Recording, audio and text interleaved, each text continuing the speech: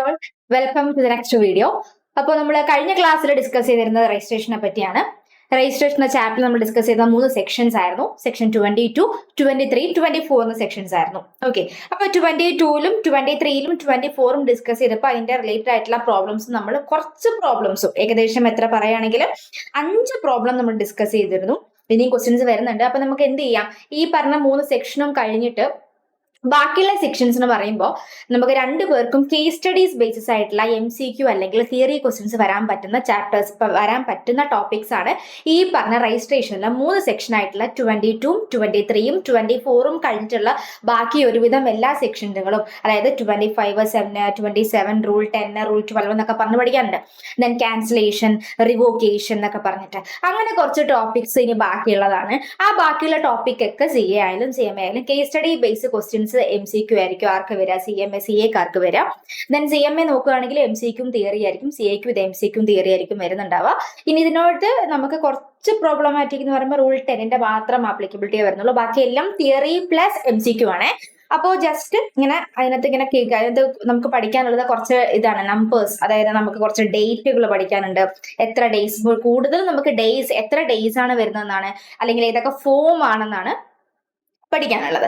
അതിനകത്ത് ചെറിയൊരു പോർഷൻ മാത്രമാണ് ഇന്നത്തെ വീഡിയോയിലുള്ളത്. അതായത് അതിനകത്ത് വേണ്ട ഏറ്റവും ഇമ്പോർട്ടൻ്റ് ആയിട്ടുള്ള കുറച്ച് പോർഷൻസ്, അത് കഴിഞ്ഞിട്ട് കുറച്ച് പോർഷൻസ് അങ്ങനെ പഠിക്കാം. കാരണം ഇത് കുറച്ച് പ്രോബ്ലമാറ്റിക് അല്ല, കുറച്ചധികം തിയറി ആയതുകൊണ്ട് നമുക്ക് ഇങ്ങനെ അത്രയും പോയിന്റ്സ് ഇങ്ങനെ അണ്ടർലൈൻ ചെയ്തിട്ട് വേണം പോകാനായിട്ട്. അപ്പൊ കുറച്ച് മെല്ലെ ആയിരിക്കും ഈ പോർഷൻസ് എടുക്കുക, കുറച്ച് പോർഷൻസേ ഉള്ളൂ. അടുത്തൊരു നെക്സ്റ്റ് ഒരു പോർഷനോ അതായത് അടുത്ത വീഡിയോയോട് കൂടി രജിസ്ട്രേഷൻ ചാപ്റ്റർ കംപ്ലീറ്റ് ആകുന്നതായിരിക്കും. ഓക്കെ. ദെൻ ഇനി 25ലേക്ക് കിടക്കുകയാണ് നമ്മള്. Okay, first point, where and by when to apply for registration. രജിസ്ട്രേഷന് വേണ്ടി നമ്മൾ അപ്ലൈ ചെയ്യേണ്ടത് എപ്പോഴാണ് രജിസ്ട്രേഷന് വേണ്ടി അപ്ലൈ ചെയ്യേണ്ടത്? സെക്ഷൻ 25 സബ്സെക്ഷൻ 1ലാണ് എപ്പോഴാണ് ഒരു വ്യക്തി GST രജിസ്ട്രേഷൻ എടുക്കാൻ അപ്ലൈ ചെയ്യേണ്ടത്, എപ്പോഴാണ് which he so liable be registered under 22 or 24. Section 22 പ്രകാരം നമ്മൾ എപ്പോഴാണോ ലേബിൾ ആവുക, എപ്പോഴായിരുന്നു? അഗ്രിഗേറ്റ് ടേൺ ഓവർ ആ സ്പെസിഫൈഡ് ലിമിറ്റ് ക്രോസ് ചെയ്ത് കഴിയുമ്പോൾ നമ്മൾ ലേബിളായി. 24 പ്രകാരം കമ്പൽസറി ആയിട്ടും രജിസ്ട്രേഷൻ എടുക്കേണ്ടി വരുന്ന വ്യക്തിയാണ് 24. അപ്പൊ 22 പ്രകാരമോ 24 പ്രകാരമോ എപ്പോഴാണ് ഒരു വ്യക്തി രജിസ്ട്രേഷൻ എടുക്കാൻ ലേബിൾ ആകുന്നത്? അന്ന് മുതൽ within 30 days from the date on which he becomes label. അതായത് എന്നാണ് ലേബിൾ ആകുന്ന അന്ന് മുതൽ 30 ഡേയ്സിനുള്ളിൽ അയാൾ രജിസ്ട്രേഷന് വേണ്ടി അപ്ലൈ ചെയ്യണം. In every state or UT in which he is label. നമ്മൾ പറഞ്ഞു, നമുക്ക് ഒന്നിൽ കൂടുതൽ സ്റ്റേറ്റിൽ അല്ലെങ്കിൽ മോർ ദാൻ 1 സ്റ്റേറ്റിൽ അല്ലെങ്കിൽ മോർ ദാൻ 1 UTയിൽ നമുക്ക് ബിസിനസ് ഉണ്ടെന്നുണ്ടെങ്കിൽ നമ്മൾ എന്ത് ചെയ്യണം? സെപ്പറേറ്റ് എല്ലാ സ്റ്റേറ്റിലും എല്ലാ യൂട്ടിലും നമ്മൾ എന്ത് ചെയ്തിരിക്കണം? സെപ്പറേറ്റ് രജിസ്ട്രേഷൻ എടുത്തിരിക്കണം. അപ്പൊ എപ്പോഴാണോ ഓരോ സ്റ്റേറ്റിലും നമ്മൾ എപ്പോഴാണോ രജിസ്ട്രേഷൻ എടുക്കാൻ ലേബിൾ ആകണത് അന്ന് മുതൽ 30 ഡേയ്സിനുള്ളിൽ നമ്മൾ എന്ത് ചെയ്തിരിക്കണം? രജിസ്ട്രേഷന് വേണ്ടി അപ്ലൈ ചെയ്തിരിക്കണം. അപ്പൊ നമ്മളിവിടെ പറയാണ്, സെപ്റ്റംബർ 1 നമ്മൾ നോക്കുമ്പോൾ നമുക്ക് ടേൺ ഓവർ 20 lakhs ആയിരുന്നു. ബട്ട് സെപ്റ്റംബർ 2 നമ്മുടെ ടേൺ ഓവർ 21 lakh ആയി. ഓക്കെ, അങ്ങനെയാണെങ്കിൽ നമ്മൾ രജിസ്ട്രേഷൻ എടുക്കാൻ ലേബിൾ ആയില്ലേ? എന്നാ സെപ്റ്റംബർ 2 നമ്മൾ എന്തായില്ലേ? അപ്പൊ എപ്പോഴാണ് ലേബിൾ ആവുക? When they crosses that aggregate turn over limit, അല്ലെ? ആ ലിമിറ്റ് ക്രോസ് ചെയ്യുമ്പോഴാണ് രജിസ്ട്രേഷൻ എടുക്കാൻ നമ്മൾ ലേബിൾ ആവുക, അല്ലെ? അപ്പൊ ആ ഡേറ്റ് എന്നാ? സെപ്റ്റംബർ 2 20 ലക്ഷം ക്രോസ് ചെയ്തത് സെപ്റ്റംബർ 2. അപ്പൊ September 2 label date. When he becomes label September 2. അങ്ങനെയാണെങ്കിൽ ഈ സെപ്റ്റംബർ 2 മുതൽ 30 ഡേയ്സിനുള്ളിൽ നമ്മൾ എന്ത് ചെയ്തിരിക്കണം? രജിസ്ട്രേഷന് വേണ്ടി അപ്ലൈ ചെയ്തിരിക്കണം. ഓക്കെ, ഇനി അടുത്തത്, ഇനി 22 പ്രകാരമോ 24 പ്രകാരമോ ലേബിൾ ആകണമെങ്കിൽ അന്ന് മുതൽ വിത്തിൻ 30 ഡേയ്സിനുള്ളിൽ എന്ന് പറഞ്ഞു. ഇനി ഒരു CTPO NRTPO ആണെങ്കിലോ, കാഷ്വൽ ടാക്സബിൾ പേഴ്സണോ നോൺ റെസിഡന്റ് ടാക്സബിൾ പേഴ്സണോ ആണെങ്കിലോ? എന്താണ് അപ്പൊ കാഷ്വൽ ടാക്സബിൾ പേഴ്സൺ, എന്താണ് non resident taxable person? Casual taxable person. The CGST Act defines a casual taxable person as a person who occasionally undertake transactions involving supply of goods or service or both in the course or furtherance of a business, whether as principal agent or in any other capacity in a state or UT where he has no fixed place of a business. അതായത് casual taxable person എന്ന് പറഞ്ഞു കഴിഞ്ഞാൽ ഒരു വ്യക്തിക്ക് ഒന്നിൽ കൂടുതൽ സ്റ്റേറ്റിൽ അയാൾക്ക് സപ്ലൈ, അയാളുടെ സപ്ലൈ അയാൾക്ക് ഒന്നിൽ കൂടുതൽ സ്റ്റേറ്റിൽ, മറ്റു സ്റ്റേറ്റുകളിൽ. അപ്പൊ എനിക്ക് എൻ്റെ ബിസിനസ് കേരളത്തിൽ മാത്രമേ ഉള്ളൂ, പക്ഷെ എൻ്റെ സപ്ലൈ എനിക്ക് ഇവിടെ കർണാടകയിലും കൂടെ അല്ലെങ്കിൽ ഗുജറാത്തിലും കൂടെ എനിക്ക് എന്ത് ചെയ്യണമെന്നുണ്ട്, എൻ്റെ സപ്ലൈ ചെയ്യണമെന്നുണ്ട്. അങ്ങനെയാണെങ്കിൽ ഞാൻ എന്ത് ചെയ്യും, അവിടെ പോയിട്ട് ഇപ്പൊ ഞാൻ ഇടുകയാണ് തൽക്കാലം ഒരു 3 മന്തിലേക്ക് അല്ലെങ്കിൽ ഫോർ 1 മന്തിലേക്ക് എനിക്ക് എൻ്റെ സപ്ലൈസ് ഗുജറാത്തിൽ ചെയ്യണം ഫോർ 1 മന്ത്. അങ്ങനെയാണെങ്കിൽ നമ്മൾ ആ സ്റ്റേറ്റിൽ പോകുന്ന സമയത്ത് ആ 1 മാസത്തേക്ക് നമ്മൾ അവിടെ പോയി വിൽക്കുകയാണെങ്കിൽ നമുക്ക് അവിടെ എന്തില്ല, ഫിക്സഡ് പ്ലേസ് ഓഫ് ബിസിനസ് ഇല്ലല്ലോ. ഫിക്സഡ് പ്ലേസ് ഓഫ് ബിസിനസ് അവിടെ ഇല്ല എന്ന് പറയാൻ കാരണം എന്താ, നമ്മൾ താൽക്കാലികമായി ഒരു ഏജന്റ് വഴിയോ അല്ലെങ്കിൽ പ്രിൻസിപ്പൾ ഒരു ഏജന്റ് എന്ന റിലേഷൻഷിപ്പ് വഴിയോ അല്ലെങ്കിൽ എനി അതർ കപ്പാസിറ്റി, അതായത് ഒരു ഏജന്റ് വഴി അല്ലെങ്കിൽ നേരിട്ട് പോയി അവിടെ ആണെങ്കിൽ നമ്മളൊരു ബിൽഡിങ്ങോ കാര്യങ്ങളോ ഒന്നും എടുക്കാതെ ആ കോസ്റ്റ് ഒക്കെ അവിടെ നമ്മൾ കുറച്ചിട്ട് ജസ്റ്റ് ഒരു ഗോഡൗൺ മാത്രം കിട്ടിക്കൊണ്ട് നമ്മൾ എന്ത് ചെയ്യും, അവിടെ നമ്മൾ സപ്ലൈ ചെയ്യും. നമ്മുടെ ബിസിനസിന്റെ മാർക്കറ്റ് പിടിക്കാനായിട്ട്, ഓരോ സ്റ്റേറ്റിനും നമുക്ക് മാർക്കറ്റ് പിടിക്കാനായിട്ട്. അപ്പൊ നമ്മൾ എന്ത് ചെയ്യും, അങ്ങനെ ചെയ്യുമ്പോൾ നമുക്ക് അവിടെ fixed place of a business നമുക്കില്ല അല്ലേ. അപ്പൊ അങ്ങനെ നമ്മൾ അതിനെ വിളിക്കുന്നതാണ് എന്ത്, കാഷ്വൽ ടാക്സബിൾ പേഴ്സൺ എന്ന് പറയുന്നത്. Casual taxable person means where he has no fixed place of a business. അവർ ബിസിനസ് ചെയ്യണത് എങ്ങനെയാണ്, ഒക്കേഷണലി ആണ്. ഓക്കെ, ഇനി അതേപോലെ നോൺ റെസിഡന്റ് ടാക്സബിൾ പേഴ്സൺ എന്ന് പറഞ്ഞാലും A person is A foreigner ആണ് and occasionally wants to effect taxable supplies from any state in India and need GST registration for the same. Such person needs to register in the state from where he seeks to supply as a non-resident taxable person. അതായത് foreigner ആണ്, അയാൾക്ക് എന്ത് ചെയ്യണം, ഇന്ത്യയിലുള്ള ഏതെങ്കിലും ഒരു സ്റ്റേറ്റിൽ അയാൾക്ക് ടാക്സബിൾ സപ്ലൈ നടത്തണമെങ്കിൽ അയാൾ ഇന്ത്യയിൽ എന്ത് ചെയ്തിരിക്കണം, GST registration non resident taxable person എന്ന രീതിക്ക് എടുത്തിരിക്കണം. ഈ 2 പേർക്കും കോമ്പോസിഷൻ ലെവി പ്രകാരം എന്ത് ചെയ്യാൻ പറ്റില്ല, എക്സസൈസ്, അതായത് സെക്ഷൻ 10 പ്രകാരം നമുക്ക് രജിസ്ട്രേഷൻ എടുക്കാൻ പറ്റില്ല. നോർമൽ രജിസ്ട്രേഷൻ മാത്രമേ പറ്റുള്ളൂ. സെക്ഷൻ 10 പ്രകാരം നമുക്ക് കോമ്പോസിഷൻ ലെവി ഓപ്റ്റ് ചെയ്യാൻ പറ്റില്ല.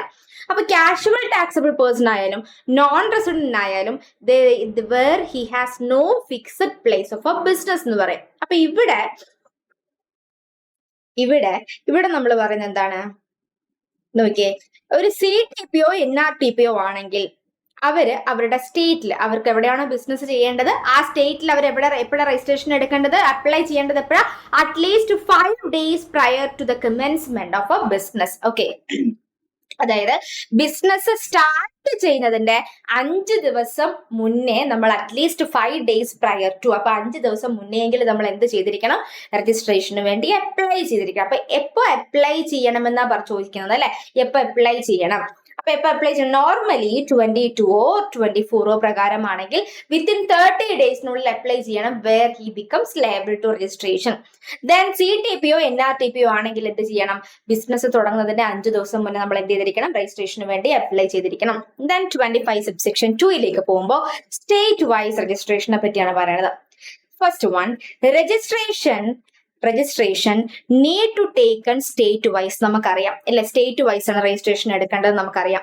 That is there is no centralized registration under GST.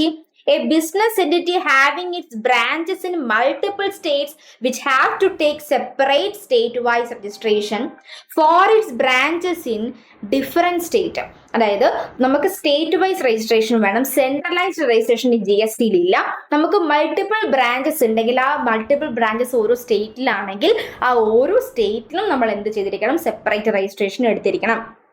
Then further, within a state, an entity with different branches shall be granted single registration. അതായത് ഒരു സ്റ്റേറ്റിൽ തന്നെ നമുക്ക് മൾട്ടിപ്പിൾ ബ്രാഞ്ചസ് ഉണ്ടെങ്കിൽ, ഡിഫറെന്റ് ബ്രാഞ്ചസ് ഉണ്ടെങ്കിൽ shall be granted single registration. അതായത് single registration എടുക്കാം. ഒരു സ്റ്റേറ്റിൽ തന്നെ മൾട്ടിപ്പിൾ ഡിഫറെന്റ് ബ്രാഞ്ചസ് ഉണ്ടെങ്കിൽ അവിടെ നമുക്ക് എന്ത് ചെയ്യാം, സിംഗിൾ രജിസ്ട്രേഷൻ എടുക്കാം. wherein it can declare one place as, അതായത് ഒന്നിൽ കൂടുതൽ ബ്രാഞ്ചസ് ഒരു സ്റ്റേറ്റ് തന്നെ ഉണ്ടെങ്കിൽ ഒരു രജിസ്ട്രേഷൻ എടുക്കാം. എന്നിട്ട് നമുക്ക് എന്ത് ചെയ്യാം, ഒന്നിനെ where one it can be declared as principal place of a business, ബാക്കിയുള്ളതെല്ലാം എന്താണ്, അതിന്റെ അഡീഷണൽ പ്ലേസ് ഓഫ് ബിസിനസ് ആയിട്ട് നമുക്ക് കണക്കാക്കാം. Then third point, Although a taxpayer having multiple places of a business in one state is not mandatorily required to obtain separate registration for each place of business in the state, he has an option to obtain independent registrations with respect to each such separate place of a business. അതായത് multiple ഒരു സ്റ്റേറ്റിന്റെ ഉള്ളിൽ തന്നെ multiple branches ഉണ്ടെങ്കിലും എന്ത് mandatory അല്ല അതിനൊന്നും, അതായത് ഒരു സ്റ്റേറ്റിൽ തന്നെ നമുക്ക് ഡിഫറെന്റ് ബ്രാഞ്ചസ് ഉണ്ടെങ്കിൽ അവിടെ നമുക്ക് അത് എന്ത് ബാധകമല്ല, സെപ്പറേറ്റ് രജിസ്ട്രേഷൻ എടുക്കണമെന്ന് ഒരു നിർബന്ധവും ഇല്ല. ബട്ട് നമുക്ക് വേണം, ഒരു സ്റ്റേറ്റിൽ തന്നെയുള്ള ബ്രാഞ്ചുകൾക്ക് സെപ്പറേറ്റ് രജിസ്ട്രേഷൻ വേണമെങ്കിൽ നമുക്ക് എന്തെടുക്കാം, ഓരോ ബ്രാഞ്ചിനും നമുക്ക് സെപ്പറേറ്റ് രജിസ്ട്രേഷൻ എടുക്കാം. Okay, then fourth point,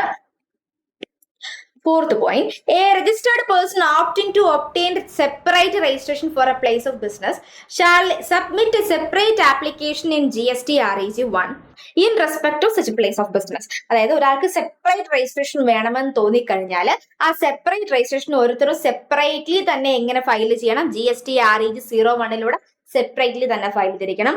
if a person is paying tax for one of his place of business under normal scheme, he cannot opt to pay tax under composition. നമ്മൾ composition ലെവലിൽ പറഞ്ഞിരുന്നു, ഒന്നിൽ കൂടുതൽ branches, multiple branches ഉള്ള ഒരു വ്യക്തിയാണെങ്കിൽ അയാൾക്ക് ഒരു ബ്രാഞ്ചിലേക്ക് നോർമൽ സ്കീമും മറ്റ് ബ്രാഞ്ചിലേക്ക് കോമ്പോസിഷൻ സ്കീം ഓപ്റ്റ് ചെയ്യാൻ പറ്റില്ല. എടുക്കുകയാണെങ്കിൽ ഒന്നിച്ച് നോർമൽ അല്ലെങ്കിൽ ഒന്നിച്ച് കോമ്പോസിഷൻ. ദെൻ ഈ one of the branch of place of a business separately registered for a registered person becomes ineligible to pay tax under composition, then all the registered place of business of said would also become ineligible. അതായത് ഒന്നിൽ കൂടുതൽ different branches ഉണ്ടെങ്കിൽ നമ്മൾ എല്ലായിടത്തും composition opt ചെയ്തെങ്കിലും ഒരു ബ്രാഞ്ചിൽ composition levy ineligible ആയി പോയാൽ ബാക്കി എല്ലാ ബ്രാഞ്ചിലും എന്താണ്, ഇൻഎലിജിബിൾ ആയി പോകും. ഇതാണ് സെക്ഷൻ 25 നമ്മൾ ഡിസ്കസ് ചെയ്തത്. ഇനി എന്താണ് വോളണ്ടറി രജിസ്ട്രേഷൻ? എന്താണ് വോളണ്ടറി രജിസ്ട്രേഷൻ എന്ന് പറഞ്ഞാൽ, a person who is not liable to registered section 22 പ്രകാരമോ 24 പ്രകാരമോ നമ്മൾ രജിസ്ട്രേഷൻ എടുക്കാൻ ലയബിൾ അല്ലാത്തൊരു വ്യക്തിയാണെങ്കിൽ അയാൾക്ക് ഹിംസെൽഫ് സ്വമേധയാ അയാൾക്ക് എന്ത് ചെയ്യാം, രജിസ്ട്രേഷൻ വോളണ്ടറിലി നമുക്ക് എടുക്കാൻ പറ്റും. However, once a person obtain voluntary registration ഒരിക്കൽ ഓപ്റ്റ് ചെയ്ത് കഴിഞ്ഞാൽ he has to pay tax even though his aggregate turnover does not exceed 40 or 10, 20 or 10 lakh as the case may be. അതായത് ഒരിക്കൽ voluntary registration എടുത്തു കഴിഞ്ഞാൽ പിന്നെ അയാൾ tax ഏതിൽ അടച്ചിരിക്കണം, he has to pay tax അടച്ചിരിക്കണം ഈവൻ ദോ അവരുടെ അഗ്രിഗേറ്റ് ടേൺ ഓവർ 40, 20, 10 കൂടിയിട്ടില്ല, 40 ലക്ഷം എക്സീഡ് ചെയ്തിട്ടില്ല, 20 ലക്ഷം ക്രോസ് ചെയ്തില്ല, 10 ലക്ഷം ക്രോസ് ചെയ്തില്ല എന്നും പറഞ്ഞിട്ട് ടാക്സ് അടയ്ക്കാതിരിക്കാൻ പറ്റില്ല.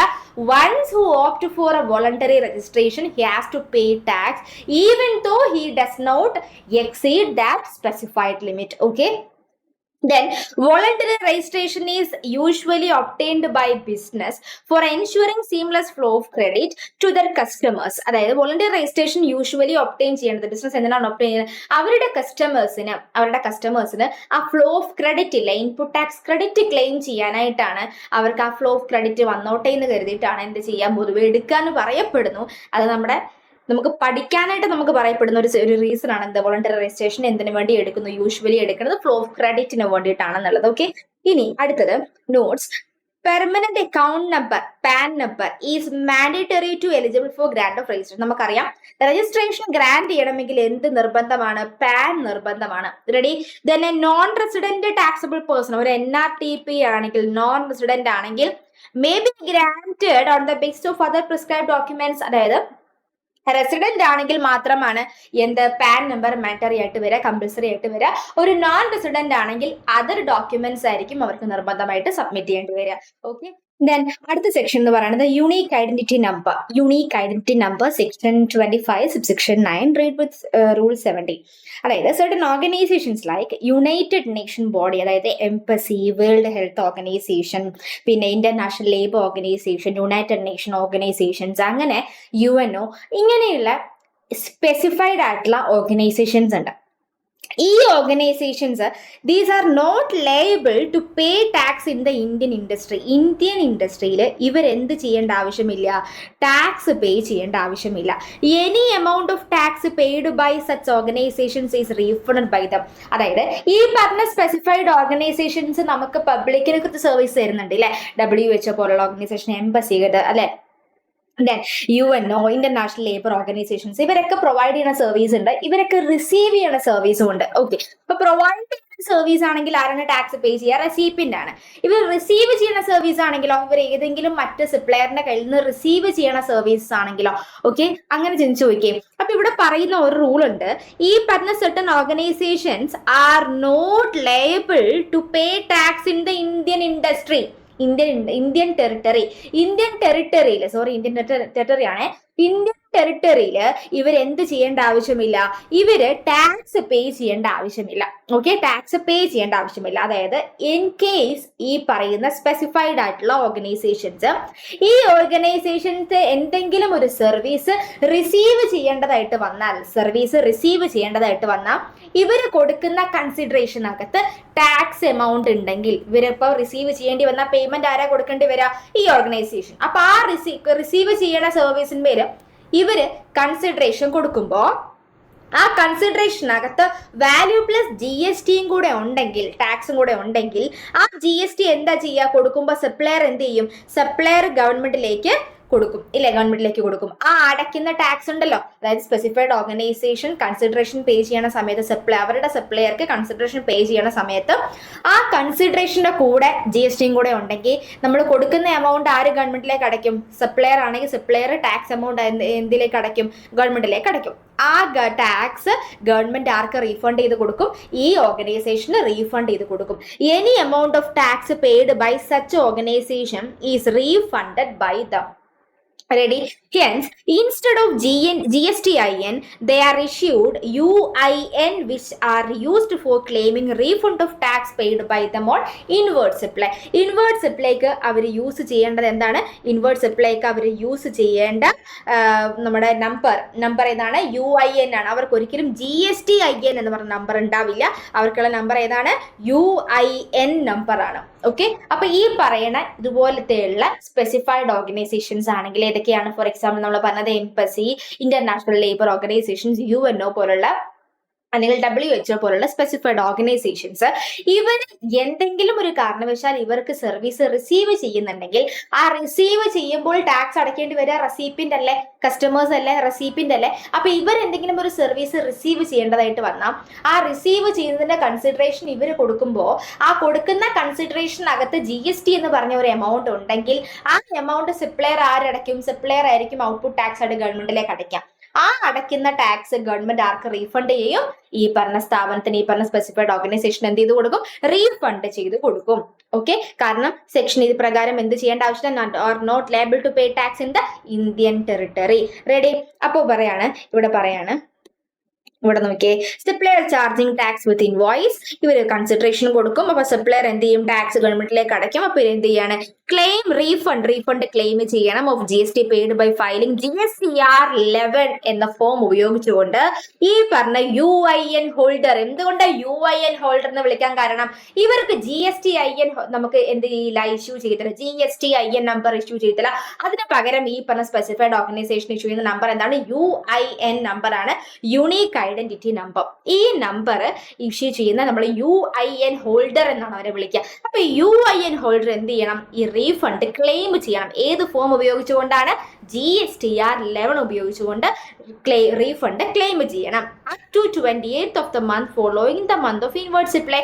അതായത് നമുക്ക് എപ്പോഴാണോ ഇൻവേർഡ് സപ്ലൈ നടന്നത് അതിന്റെ സക്സീഡിങ് മന്തിലെ 28th ഉള്ളിൽ നമ്മൾ എന്ത് ചെയ്തിരിക്കണം? റീഫണ്ട് ക്ലെയിം ചെയ്തിരിക്കണം. ഓക്കെ, ഇനി ഈ UIN നമ്പർ ഉണ്ടെന്ന് കരുതിയിട്ട് is not a registered person. A person having UIN, അവർ എടുക്കേണ്ടത് ഏത് നമ്പറാണ്? UIN ആണ്, GSTIN അല്ല. അപ്പൊ UIN നമ്പർ ഉണ്ടെന്ന് registered person, it is not a taxable person. അവർ സെപ്പറേറ്റ്ലി എന്ത് ചെയ്തിരിക്കണം? രജിസ്ട്രേഷൻ അപ്ലൈ ചെയ്തിരിക്കണം. രജിസ്ട്രേഷൻ എടുക്കുമ്പോൾ registration certificate shall be issued within 3 working days from the date of submission of application. Then ഇനി എന്താണ് suo moto registration? Suo moto registration by proper officer. എന്താണ് suo motto എന്ന് പറഞ്ഞു കഴിഞ്ഞാൽ ഓക്കെ നമുക്ക് നോക്കാം. where the proper officer finds that a person liable to registration under the act has failed to apply for such a registration. അതായത് registration വേണ്ടി ലേബിളായ ഒരു person ആ രജിസ്ട്രേഷന് വേണ്ടി അപ്ലൈ ചെയ്തിട്ടില്ല എങ്കിൽ ആ സച്ച് ഓഫീസർ പ്രോപ്പർ ഓഫീസർ എന്ത് ചെയ്യും? May register the set person on a temporary basis and issue an order. അതായത് ഒരു പേഴ്സൺ രജിസ്ട്രേഷൻ എടുക്കാൻ ലേബിൾ ആയാൽ അവരുടെ രജിസ്ട്രേഷന് വേണ്ടി അപ്ലൈ ചെയ്തിരിക്കണം. അങ്ങനെ അപ്ലൈ ചെയ്തിട്ടില്ല എന്നുണ്ടെങ്കിൽ പ്രോപ്പർ ഓഫീസർ എന്ത് ചെയ്യും? താൽക്കാലികമായി ടെമ്പററി ബേസിസിൽ ആ പേഴ്സണെ രജിസ്റ്റർ ചെയ്ത് കൊടുക്കും. എന്നിട്ടൊരു ഓർഡറും ഇഷ്യൂ ചെയ്യും. അപ്പൊ such person shall either submit an application. അപ്പൊ അങ്ങനെ ടെമ്പററി ബേസിസിൽ രജിസ്റ്റർ ചെയ്ത് കൊടുത്ത ആ പേഴ്സൺ ഒന്നെങ്കിൽ എന്ത് ചെയ്യണം? Submit an application for registration in prescribed form within 90 days from the date of grand of temporary registration. അതായത് ടെമ്പററി രജിസ്ട്രേഷൻ ഗ്രാൻഡ് ചെയ്തത് മുതൽ വിത്തിൻ 90 daysനുള്ളിൽ ആപ്ലിക്കേഷൻ, അതായത് രജിസ്ട്രേഷൻ ആപ്ലിക്കേഷൻ പുതിയതായിട്ട് എന്ത് ചെയ്തിരിക്കണം? ഈ പേഴ്സൺ ഫയൽ ചെയ്തിരിക്കണം. മനസ്സിലായോ? അതായത് നമ്മളൊരു ഒരു പേഴ്സൺ രജിസ്ട്രേഷന് ലേബിൾ ആയി കഴിഞ്ഞാൽ ലേബിൾ ആയാൽ നമ്മൾ എന്ത് ചെയ്യണം? രജിസ്ട്രേഷന് വേണ്ടി അപ്ലൈ ചെയ്യണം. അങ്ങനെ അപ്ലൈ ചെയ്തിട്ടില്ല എന്നുണ്ടെങ്കിൽ ഈ പറഞ്ഞ പ്രോപ്പർ ഓഫീസർ ഈ പേഴ്സണെ ടെമ്പററി ആയിട്ടും രജിസ്ട്രേഷൻ എടുപ്പിക്കും. എന്നിട്ട് ഓർഡർ ഇഷ്യൂ ചെയ്യും. അപ്പോ എപ്പോഴാണോ ഈ ടെമ്പററി രജിസ്ട്രേഷൻ ഗ്രാൻഡ് ചെയ്തത് അന്ന് മുതൽ 90 daysനുള്ളിൽ നമ്മൾ എന്ത് ചെയ്തിരിക്കണം? ആ പേഴ്സൺ എന്ത് ചെയ്യണം? രജിസ്ട്രേഷന് വേണ്ടി അപ്ലൈ ചെയ്യണം. പുതിയ രജിസ്ട്രേഷന് വേണ്ടി എന്ത് ചെയ്യണം? അപ്ലൈ ചെയ്യണം. കാരണം ടെമ്പററി ആയിട്ട് രജിസ്റ്റർ ചെയ്ത് ഓർഡർ കൊടുത്ത ശേഷം ആ ടെമ്പററി രജിസ്ട്രേഷന്റെ ഗ്രാൻഡ് ചെയ്ത് മുതൽ പുതിയതായിട്ട് അവർ എന്ത് ചെയ്തിരിക്കണം? വേറെ ആപ്ലിക്കേഷൻ കൊടുത്തിരിക്കണം.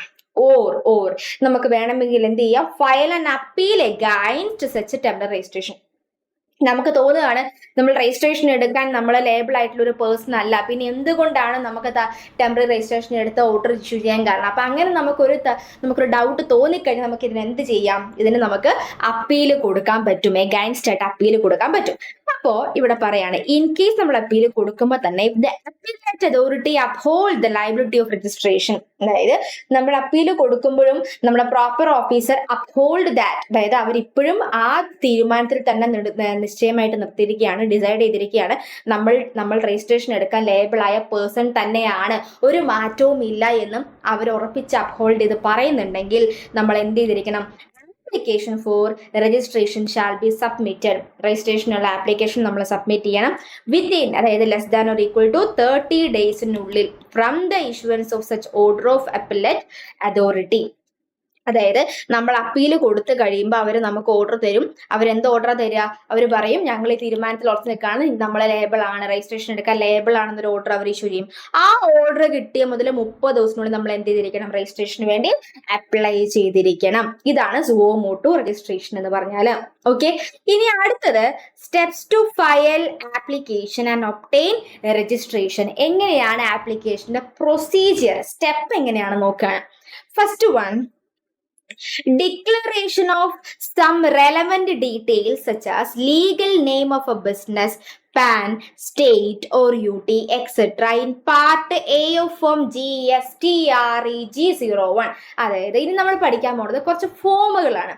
അപ്പൊ GSTREG 01 എന്ന് പറഞ്ഞാൽ ആപ്ലിക്കേഷൻ ഫോം ആണ്, രജിസ്ട്രേഷന്റെ ആപ്ലിക്കേഷൻ ഫോം ആണ്. അപ്പൊ GSTREG 01 പാർട്ട് എയില് നമ്മുടെ ബിസിനസിന്റെ ലീഗൽ നെയിം, പാന്, സ്റ്റേറ്റ് അല്ലെങ്കിൽ UT, ഈ പറഞ്ഞ ഡീറ്റെയിൽസ് ഒക്കെയാണ് GSTREG 01 പാർട്ട് എയില് നമ്മൾ ഫില്ല് ചെയ്യേണ്ട, ഡിക്ലെയർ ചെയ്യേണ്ട ഡീറ്റെയിൽസ് എന്ന് പറയുന്നത്.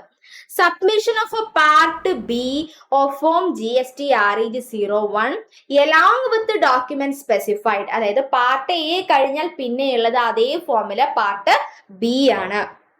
ആ പാർട്ട് ബിനോടൊപ്പം നമ്മൾ എന്ത് ചെയ്യേണ്ടി വരും? കുറച്ച് ഡോക്യുമെന്റ്സ് സബ്മിറ്റ് ചെയ്യേണ്ടതായിട്ട് വരും.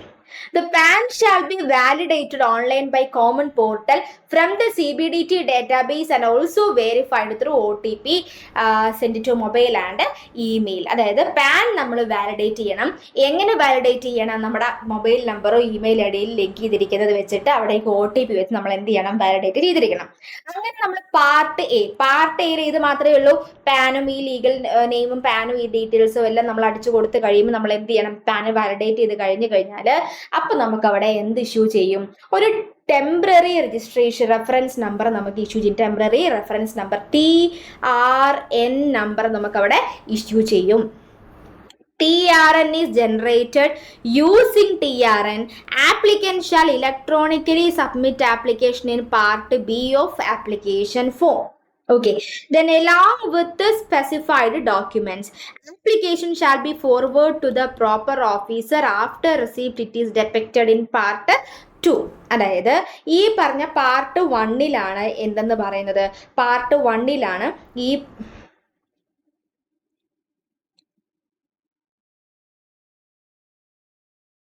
ഓക്കെ. അപ്പൊ ഈ പാർട്ട് 1 പറഞ്ഞിരിക്കുന്നത് പോലെ തന്നെ പാർട്ട് എയിൽ നമ്മൾ ലീഗൽ നെയിമും പാൻ നമ്പറും ഒക്കെ അടിച്ചു കൊടുത്ത് ഡീറ്റെയിൽസ് എല്ലാം ഡിക്ലെയർ ചെയ്ത് നമ്മൾ എന്ത് ചെയ്യും, നമുക്ക് ഉടനെ പാർട്ട് ബിയിലേക്ക് പോകും. അപ്പൊ പാർട്ട് ബിയിലേക്ക് പോകുന്നതിന് മുന്നേ നമുക്ക് എന്താകും, പാർട്ട് എ ഫില്ല് ചെയ്ത് കഴിഞ്ഞാൽ നമുക്കൊരു TRN നമ്പർ വരും, ഒരു അക്നോളജ്മെന്റ് നമ്പറാണ്. ആ TRN നമ്പർ ഉപയോഗിച്ചുകൊണ്ടാണ് നമ്മൾ പാർട്ട് ബിയിലേക്ക് പോകേണ്ടത്. ഓക്കെ. അപ്പൊ പാർട്ട് ബിയിൽ എന്തായിരിക്കും, കുറച്ച് അഡീഷണൽ ഡോക്യുമെന്റ്സ് ആയിരിക്കും. അതായത് ബിസിനസിന്റെ additional place of a business, principal place of a business, ബിസിനസിന്റെ നേച്ചർ, ഈ പറഞ്ഞ ഡീറ്റെയിൽസ് എല്ലാം ആയിരിക്കും അഡീഷണൽ ഡോക്യുമെന്റ്സ് ആയിട്ട് വരേണ്ടത്. ഓക്കെ. അതാണ് TRN ഉപയോഗിച്ചുകൊണ്ടാണ് നമ്മൾ എന്ത് ഫയൽ ചെയ്യുക, പാർട്ട് ബി ഫയൽ ചെയ്യുക. ഓക്കെ. അപ്പൊ receipt of acknowledgement of application part എയും പാർട്ട് ബിയും ഫില്ല് ചെയ്ത് കഴിഞ്ഞാൽ GST-REG 02 വഴി ഒരു അക്നോളജ്മെന്റ് ലെറ്റർ നമുക്ക് വരും. GST-REG 02 വഴി. ഇനി approval of registration by proper officer within 7 days of a date of submission. അതായത് ആപ്ലിക്കേഷൻ സബ്മിറ്റ് ചെയ്ത് കഴിഞ്ഞാൽ 7 വർക്കിംഗ് ഡേയ്സിനുള്ളിൽ നമുക്ക് പ്രോപ്പർ ഓഫീസർ എന്ത് തരണം, അപ്രൂവൽ തന്നിരിക്കണം. റെഡി. ഇനി intimation of reply with clarification, intimation of by proper officer in case of requirement of further document. അതായത് നമ്മൾ part എയിലും part ബിയിലും declare ചെയ്തിരിക്കുന്ന ഡോക്യുമെന്റ്സ് ഒന്നും അവർക്ക് സാറ്റിസ്ഫൈ ആയില്ല എങ്കിൽ ഫർദർ ഇനിയും ഡോക്യുമെന്റ്സ് ഇൻഫർമേഷൻ വേണമെങ്കിൽ ഈ പറഞ്ഞ പ്രോപ്പർ ഓഫീസർ നമ്മളെ ഈ GST-REG 03 എന്ന് പറഞ്ഞ ഫോമിൽ നമ്മൾ ഇന്റിമേറ്റ് ചെയ്യും. അത് ഇന്റിമേറ്റ് ചെയ്യേണ്ടത് ആപ്ലിക്കേഷൻ സബ്മിറ്റ് ചെയ്തിട്ട് 7 വർക്കിംഗ് ഡേയ്സിനുള്ളിൽ ഒന്നെങ്കിൽ ഗ്രാൻഡ് ചെയ്യണം, അല്ലെങ്കിൽ എന്ത് ചെയ്യണം, ഇൻഫോർമേഷൻ. അതായത് 03 വഴിയാണ് നമ്മൾ എന്ത് അയക്കേണ്ടത്, ആ പ്രോപ്പർ ഓഫീസർ നമുക്ക് ഷോ കോസ് നോട്ടീസ് അയക്കണം. Show cause notice. റെഡി. ഇനി അടുത്തത് സബ്മിഷൻ ഓഫ് റിപ്ലൈ. ഈ ഷോക്കോസ് നോട്ടീസ് കിട്ടിക്കഴിഞ്ഞാൽ 7 വർക്കിംഗ് ഡേയ്സിനുള്ളിൽ നമ്മൾ REG 04 വഴി നമ്മൾ എന്ത് കൊടുത്തിരിക്കണം, റിപ്ലൈ കൊടുത്തിരിക്കണം. ഓക്കെ, മനസ്സിലായോ? നമ്മൾ എന്ത് കൊടുത്തിരിക്കണം, റിപ്ലൈ. അപ്പൊ ഈ പറഞ്ഞ GST-REG 04 വഴിയാണ് നമ്മൾ എന്ത് ചെയ്യേണ്ടത്, റിപ്ലൈ കൊടുക്കേണ്ടത്. ദെൻ അടുത്തത് approval the grand of registration. അതായത് നമ്മൾ ഈ കൊടുത്ത റിപ്ലൈ അവർക്ക് ഓക്കെയാണ്, അവർ സാറ്റിസ്ഫൈഡ് ആണെങ്കിൽ 7 വർക്കിംഗ് ഡേയ്സിനുള്ളിൽ നമുക്ക് എന്ത് ചെയ്യും, അപ്രൂവൽ തരും. ഇനി ഈ പ്രോപ്പർ ഓഫീസർ സാറ്റിസ്ഫൈഡ് അല്ല എങ്കിൽ GST-REG 05 വഴി അവർ ആപ്ലിക്കേഷൻ എന്ത് ചെയ്യും, റിജക്ട് ചെയ്യും. If no action by proper officer within 7 working days. അതായത് 7 ദിവസത്തിനുള്ളിലാണ് നമ്മൾ എന്ത് ചെയ്യേണ്ടത്, ഗ്രാൻഡ് ചെയ്ത് തരേണ്ടത്. 7 ദിവസം കൊണ്ട് ഒരു ആക്ഷനും പ്രോപ്പർ ഓഫീസർ എടുത്തില്ല എന്നുണ്ടെങ്കിൽ ആ registration application deemed to be എന്തായി മാറും, ഗ്രാൻഡ് ചെയ്ത പോലെ അത് ഡീംഡ് ടു ബി ഗ്രാൻഡ് ആയി മാറും. ഇനി ഈ പറഞ്ഞ ഗ്രാൻഡ് ചെയ്ത് കഴിഞ്ഞാൽ അത് ഇഷ്യൂ ചെയ്യേണ്ട ഫോം ഏതാണ്, GST-REG 06 വഴിയാണ് ആപ്ലിക്കേഷൻ എന്ത് ചെയ്യേണ്ടത്, ഗ്രാൻഡ് ചെയ്യേണ്ടത്. റെഡി. ഇത്രയുമാണ് എന്തെന്ന് പറയുന്നത്, സ്റ്റെപ്പ് എന്ന് പറയുന്നത്. ഓക്കെ. അപ്പൊ ആദ്യം നമ്മൾ എന്ത് ചെയ്തു, പാർട്ട് എയിൽ GST-REG 01 ഫയൽ ചെയ്തു. അത് കഴിഞ്ഞിട്ട് TRN നമ്പർ ജനറേറ്റ് ആയി. അത് കഴിഞ്ഞ് പാർട്ട് ബിയിലേക്ക് പോകും. പാർട്ട് ബിയിലുള്ള ഡീറ്റെയിൽസ് എന്ന് പറഞ്ഞാൽ അഡീഷണൽ ഡോക്യുമെന്റ്സ് ആണ്. ഇതെല്ലാം കഴിഞ്ഞ് കഴിയുമ്പോൾ GST-REG 02 വഴി നമുക്കൊരു അക്നോളജ്മെന്റ് ലെറ്റർ വരും. അത് കഴിഞ്ഞിട്ട് സബ്മിറ്റ് ചെയ്ത് കഴിഞ്ഞാൽ, അതായത് അക്നോളജ്മെന്റ് ലെറ്റർ വന്നു കഴിഞ്ഞാൽ സബ്മിറ്റ് ആയി എന്നർത്ഥം. അപ്പൊ സബ്മിറ്റ് ആയി കഴിഞ്ഞാൽ അന്ന് മുതൽ 7 ദിവസം കൊണ്ട് നമുക്ക് ഗ്രാൻഡ് ചെയ്യണം. 7 ദിവസം കൊണ്ട് ഗ്രാൻഡ് ചെയ്തിട്ടില്ല എന്നുണ്ടെങ്കിൽ 7 ദിവസം കൊണ്ട് നമുക്ക് എന്തായിരിക്കണം, ഷോക്കോസ് നോട്ടീസ് അയക്കണം. ഷോക്കോസ് നോട്ടീസ് അയച്ചാൽ 7 ദിവസത്തിനുള്ളിൽ നമ്മൾ റിപ്ലൈ കൊടുക്കണം GST-REG 04 വഴി. റിപ്ലൈ കൊടുത്ത് ഇനി സാറ്റിസ്ഫൈ ആയ 7 ദിവസത്തിനുള്ളിൽ നമുക്ക് അപ്രൂവൽ തരണം. അപ്രൂവൽ തരേണ്ടത് GSTRG 06 വഴിയാണ് നമുക്ക് അപ്രൂവൽ തരേണ്ടത്. GSTRG 06 വഴിയാണ്. ഇനി സാറ്റിസ്ഫൈഡ് അല്ല എങ്കിൽ 05 വഴി അവർ എന്ത് ചെയ്യണം? റിജക്ട് ചെയ്യണം. റിജക്ട് 7 ദിവസത്തിനുള്ളിൽ അവർ അപ്രൂവൽ ചെയ്തിട്ടില്ല, റിജക്റ്റും ചെയ്തിട്ടില്ല എന്നുണ്ടെങ്കിൽ ആ രജിസ്ട്രേഷൻ ആപ്ലിക്കേഷൻ എന്തായി? ഡീംഡ് ടു ബി ഗ്രാൻഡ് ആയ മാതിരിയാകും. ഇനി നമ്മൾ ഓർക്കുക എപ്പോഴും ഗ്രാൻഡ് ചെയ്യേണ്ടത് REG ഏത് തന്നെയായിരിക്കും? REG 06 തന്നെയായിരിക്കും ഗ്രാൻഡ് ചെയ്യേണ്ട REG നമ്മുടെ GST ഫോം എന്ന് പറയുന്നത്. Okay, then every registered person shall display his registration certificate in a prominent location at his principal place of a business and at every additional place of a business and GSTIN on the name board. Name board il GSTIN mention ചെയ്തിരിക്കണം. Then registration certificate എല്ലാ principal prominent ആയിട്ടുള്ള principal place of a businessനും prominent locationൽ എന്ത് ചെയ്തിരിക്കണം? Display ചെയ്ത് വെച്ചിരിക്കണം. ഇനി part 2 എന്ന് പറഞ്ഞു കഴിഞ്ഞാൽ proper officer examines the application and accompanying documents. അതായത് രണ്ടാമത് പാർട്ട് ബിയിലാണ് നമ്മളോട് എന്ത് ചോദിക്കുക? അഡീഷണൽ ആയിട്ടുള്ള ഡോക്യുമെന്റ്സ് കംപ്ലീറ്റ് ചോദിക്കുക പാർട്ട് ബിയിലാണ്. ഈ പാർട്ട് ബിയിൽ ഈ same far found in order, അതായത് ഈ പറഞ്ഞ ഡോക്യുമെന്റ്സ് എല്ലാം ഓർഡർ ആണോ, കറക്റ്റ് ആണോ? ആണെങ്കിൽ എങ്ങനെ? 2 തരത്തിലാണെങ്കിലുണ്ട്. എങ്ങനെയാണ്? സൈറ്റ് വെരിഫിക്കേഷൻ ആവശ്യമില്ല എന്ന് പറഞ്ഞാൽ ഫിസിക്കൽ വെരിഫിക്കേഷൻ, ഒരു ബിസിനസ് നേരിട്ട് വന്ന് കണ്ട് അത് വെരിഫൈ ചെയ്ത് GST രജിസ്ട്രേഷൻ ഗ്രാൻഡ് ചെയ്യേണ്ട ആവശ്യമില്ല എന്നുണ്ടെങ്കിൽ, വിത്തൗട്ട് സൈറ്റ് വെരിഫിക്കേഷൻ ആണെങ്കിൽ ആപ്ലിക്കേഷൻ സബ്മിറ്റ് ചെയ്ത് 7 ദിവസത്തിനുള്ളിൽ എന്ത് ചെയ്തിരിക്കണം? രജിസ്ട്രേഷൻ ഗ്രാൻഡ് ചെയ്തിരിക്കണം. If applicant successfully validate his Aadhaar authentication is an important area. അതായത് നമ്മൾ എല്ലാ GST രജിസ്ട്രേഷനും പാൻ നിർബന്ധമായതുപോലെ തന്നെ ആധാർ ഓതന്റിക്കേഷനും നിർബന്ധമാണ്. അപ്പോ if applicant successfully validate his Aadhaar authentication എന്ന് പറഞ്ഞാൽ OTP വെച്ച് വെരിഫൈ ചെയ്യാന്നുള്ളതാണ്. അപ്പൊ ആധാർ ഓതന്റിക്കേഷൻ ഇവിടെ സക്സസ്ഫുള്ളി വാലിഡേറ്റ് ആണെങ്കിൽ വിത്ത് സൈറ്റ് വെരിഫിക്കേഷൻ ആവശ്യമില്ല എങ്കിൽ ആപ്ലിക്കേഷൻ സബ്മിറ്റ് ചെയ്ത് 7 ദിവസത്തിനുള്ളിൽ വർക്കിംഗ് ഡേയ്സിനുള്ളിൽ എന്ത് ചെയ്തിരിക്കണം? രജിസ്ട്രേഷൻ ഗ്രാൻഡ് ചെയ്തിരിക്കണം. ഇനി പറയാണ് സൈറ്റ് വെരിഫിക്കേഷൻ ആവശ്യമാണെങ്കിൽ ആപ്ലിക്കേഷൻ സബ്മിറ്റ് ചെയ്തിട്ട് അതായത് registration is grant within 30 days of application after verification of a site. അതായത് സൈറ്റ് വെരിഫിക്കേഷൻ കഴിഞ്ഞ് നമുക്ക് 30 daysനുള്ളിൽ അല്ലെ, within 30 days of application after, അതായത് ആപ്ലിക്കേഷൻ കൊടുത്ത ആ ഡേറ്റ് മുതൽ ആഫ്റ്റർ വെരിഫിക്കേഷൻ ആഫ്റ്റർ അല്ലെ, registration is grant within 30 days of application after verification of a site verification കഴിഞ്ഞിട്ട് 30 daysനുള്ളിൽ എന്ത് ചെയ്തിരിക്കണം? രജിസ്ട്രേഷൻ ഗ്രാൻഡ് ചെയ്തിരിക്കണം. ഇനി ഈ സൈറ്റ് വെരിഫിക്കേഷൻ നടക്കുന്നത് എന്തൊക്കെ കാരണങ്ങൾ കൊണ്ടാവാം? Where applicant fails to undergo Aadhaar authentication and does not opt for Aadhaar authentication. അതായത് ആധാർ വെരിഫിക്കേഷൻ ഫെയിൽ ആയാലോ, ആധാർ വെരിഫിക്കേഷന് വേണ്ടി ഓപ്റ്റ് ചെയ്തില്ലെങ്കിലോ ഈ പറഞ്ഞ രീതിക്ക് നമുക്ക് പോകും. അതായത് സൈറ്റ് വെരിഫൈ ചെയ്യേണ്ടി വരും. ഈ proper officer deems it fit to carry out site വെരി. ചില ബിസിനസ്സിൽ നമ്മൾ രജിസ്ട്രേഷന് വേണ്ടി അപ്ലൈ ചെയ്യുമ്പോൾ ചില പ്രോപ്പർ ഓഫീസർ പറയും ഇവിടെ നേരിട്ട് ഫിസിക്കൽ വെരിഫിക്കേഷൻ ഈ പറഞ്ഞ രജിസ്ട്രേഷൻ ആവശ്യമാണെന്ന് അവർ പറയുകയാണെങ്കിൽ ഡീംസ് ഇറ്റ് ഫിറ്റ് ആണെങ്കിൽ ആവശ്യമാണെന്ന് അവർ പറയുന്നുണ്ടെങ്കിൽ വെരിഫിക്കേഷൻ ഓഫ് സൈറ്റ് വേണം. ഇനി മൂന്നാമത് പറയാണ് where a person who has undergone Aadhaar authentication is identified on common portal based on data analysis and risk parameters. അതായത് ഇവിടെ നമ്മൾ ആധാർ ഓതന്റിക്കേഷൻ നടത്തി കഴിഞ്ഞു, ആധാർ ഓതന്റിക്കേഷൻ പോർട്ടലിലൂടെ കറക്റ്റ് നടത്തി, പക്ഷേ പ്രോപ്പർ ഓഫീസർ നോക്കുമ്പോൾ ഈ രജിസ്ട്രേഷനകത്ത് എന്തെങ്കിലും റിസ്ക് പാരാമീറ്റേഴ്സ് കാണുന്നുണ്ടെങ്കിൽ അവർ പറയും അവർക്ക് നേരിട്ട് വെരിഫിക്കേഷൻ അറ്റ് സൈറ്റ് വേണമെന്ന് പറയും. ഓക്കെ, ഈ 3 കാരണങ്ങൾ കൊണ്ടും എന്താകാം? ഈ റീസണിലേക്ക് 30 ദിവസം കൊണ്ടിട്ട് എന്ത് ചെയ്യും? രജിസ്ട്രേഷൻ ഗ്രാൻഡ് ചെയ്യത്തുള്ളൂ. ഓക്കെ, ഇനി അടുത്തത് ഇഫ് നോ, അതായത് ഈ പറഞ്ഞ റീസൺ പ്രകാരം ഈ same are found in order, not in order ആണെങ്കിൽ, ഓർഡർ പ്രകാരം അല്ല, ഡോക്യുമെന്റ്സ് ഓർഡർ അല്ല, കറക്റ്റ് അല്ല എന്നുണ്ടെങ്കിൽ പ്രോപ്പർ ഓഫീസർ എന്ത് കൊടുക്കും? നോട്ടീസ് ഇഷ്യൂ ചെയ്യും. എന്ത് നോട്ടീസാണ്? ഷോ കോസ് നോട്ടീസ് ഇഷ്യൂ ചെയ്യും. ഫോർ സീക്കിംഗ് ക്ലാരിഫിക്കേഷൻ, മോർ ക്ലാരിഫിക്കേഷന് വേണ്ടിയിട്ട് എന്ത് ചെയ്യും? നോട്ടീസ് ഇഷ്യൂ ചെയ്യും.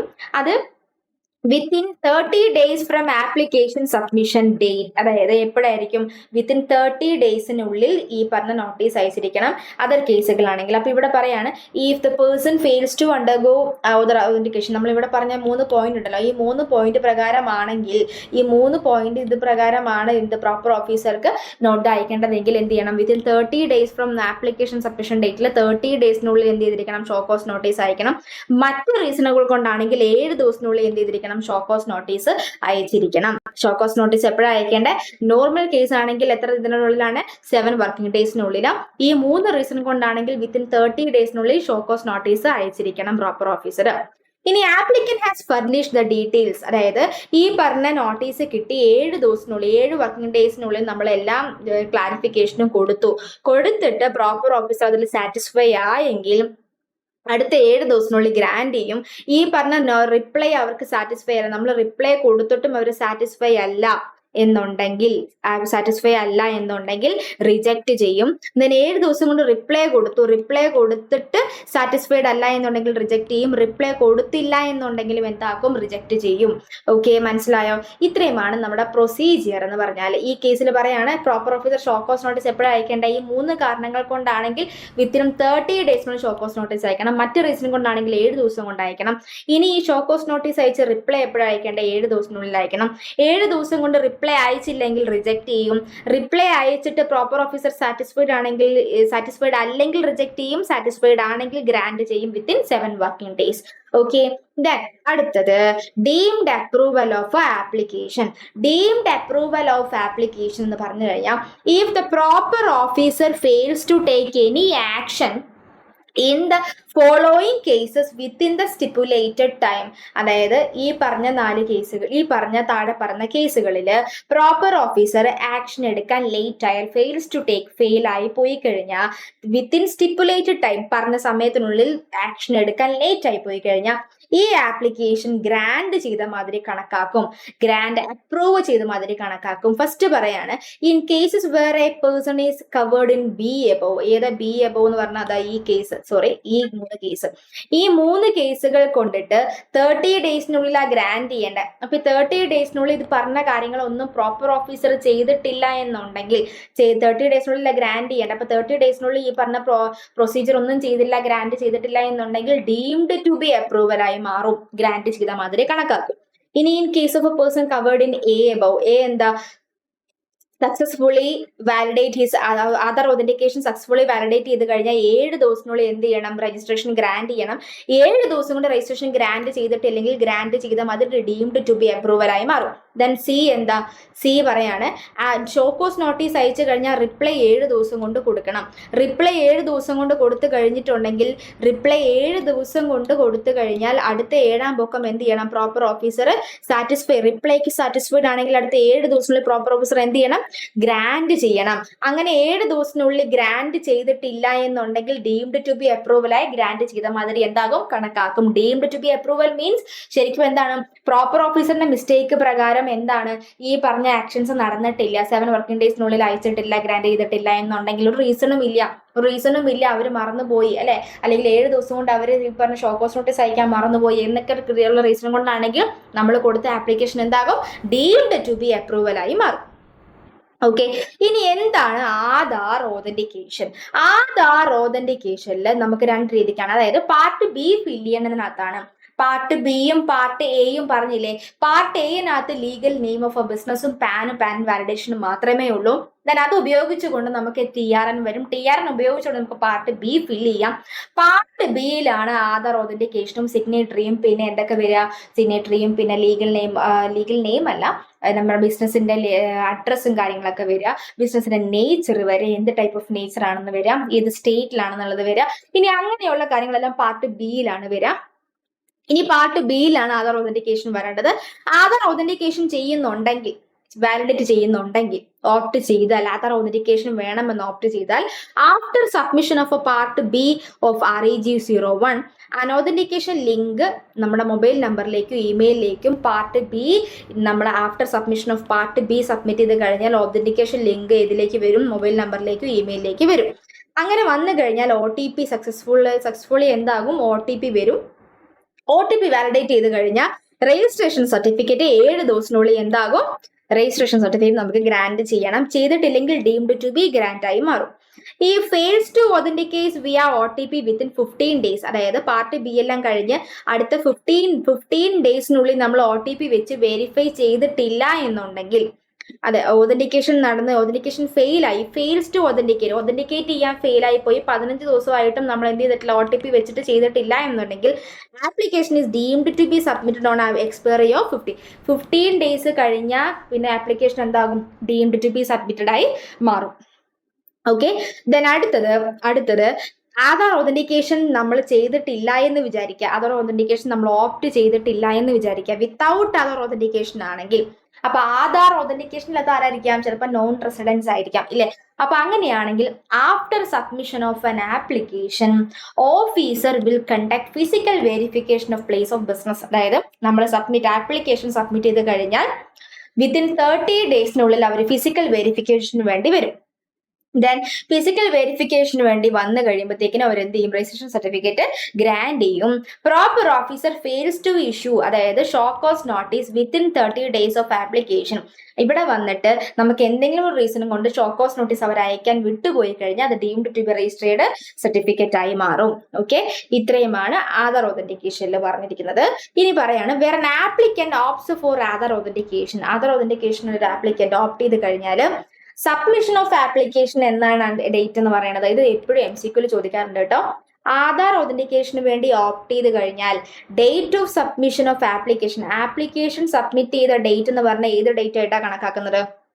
shall be the earlier of date of authentication or 15 days from submission of application in part B of GST-RAG 01. GST-RAG 01 part B submit ചെയ്തിട്ട് 15ാമത്തെ ദിവസമോ അല്ലെങ്കിൽ authentication ദിവസമോ അതിൽ ഏർലിയർ ഡേറ്റ് ഏതാണോ ആ ഡേറ്റ് ആയിരിക്കും date of submission of application. ഇനി അടുത്തത് ആധാർ ഓതന്റിക്കേഷൻ വേണ്ടാത്ത ആൾക്കാർ ആരൊക്കെയാണ്? Person who is not a citizen of India, department or establishment of a government, local authority, statutory body, public sector undertaking and a person applying for unique identity number. നമ്മളിപ്പോ നേരത്തെ പറഞ്ഞ UIN ഹോൾഡേഴ്സിനും എന്ത് വേണ്ട? Aadhaar authentication ആവശ്യമില്ല. Then furnishing of a bank account details, rule 10A.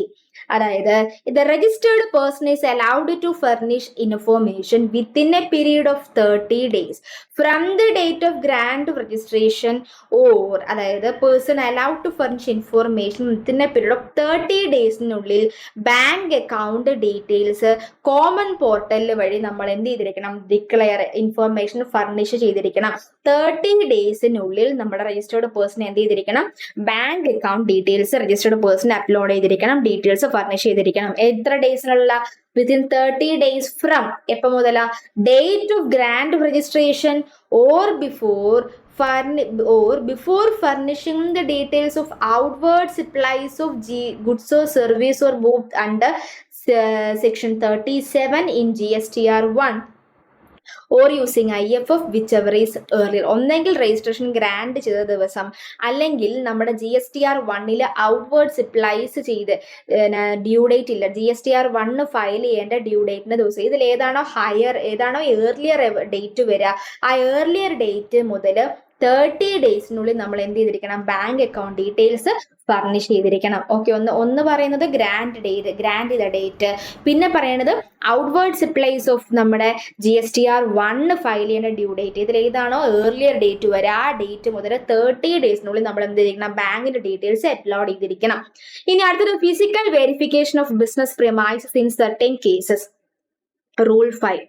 Where the proper officer is satisfied that physical verification of a person is required after grant of registration. Registration grant ചെയ്ത് കഴിഞ്ഞിട്ടും physical verification ആവശ്യമാണെന്ന് proper ഓഫീസർക്ക് തോന്നുന്നുണ്ടെങ്കിൽ he may get such verification. ആ verification ആർക്ക് നടത്താം. എന്നിട്ട് verification റിപ്പോർട്ടും അതിനോടൊപ്പം മറ്റ് ഡോക്യുമെന്റ്സ് വേണമെങ്കിൽ അതും ഫോട്ടോഗ്രാഫ്സ് ഉൾപ്പെടെ അപ്ലോഡ് ചെയ്യണം. എപ്പോ? Within the period of 15 working days following the date of such verification. ആ ഡേറ്റ് ഓഫ് വെരിഫിക്കേഷൻ നടന്ന ദിവസം മുതൽ 15 ദിവസത്തിനുള്ളിൽ അവർ എന്ത് ചെയ്തിരിക്കണം, ആ വെരിഫിക്കേഷൻ റിപ്പോർട്ടും ആവശ്യമായിട്ടുള്ള മറ്റു ഡോക്യുമെന്റ്സും ഫോട്ടോഗ്രാഫ്സും ഉൾപ്പെടെയുള്ള എല്ലാ ഡീറ്റെയിൽസും 15 ദിവസത്തിനകം 15 വർക്കിംഗ് ഡേയ്സിനകം അവർ എന്ത് ചെയ്തിരിക്കണം, പ്രോപ്പർ ഓഫീസർ റിപ്പോർട്ട് സബ്മിറ്റ് ചെയ്തിരിക്കണം. ഇനി പ്രോപ്പർ ഓഫീസർക്ക് തോന്നുകയാണ് physical verification is of a person is required before registration grand ചെയ്യുന്നതിന് മുന്നേ നമുക്കുള്ള ഫിസിക്കൽ വെരിഫിക്കേഷൻ വേണമെന്ന് പ്രോപ്പർ ഓഫീസർക്ക് തോന്നുന്നുണ്ടെങ്കിൽ, അങ്ങനെ വേണമെങ്കിൽ പ്രോപ്പർ ഓഫീസർക്ക് എന്ത് ചെയ്യാം, വെരിഫിക്കേഷൻ നടത്താം. വെരിഫിക്കേഷൻ നടത്തുന്നുണ്ടെങ്കിൽ ആ വെരിഫിക്കേഷൻ റിപ്പോർട്ടും മറ്റു ഡോക്യുമെന്റ്സും ഫോട്ടോഗ്രാഫ്സും ഉൾപ്പെടെ എപ്പോഴാണ് അപ്ലോഡ് ചെയ്യേണ്ടത്, at least 5 days prior to the completion of time period specified in the said provision.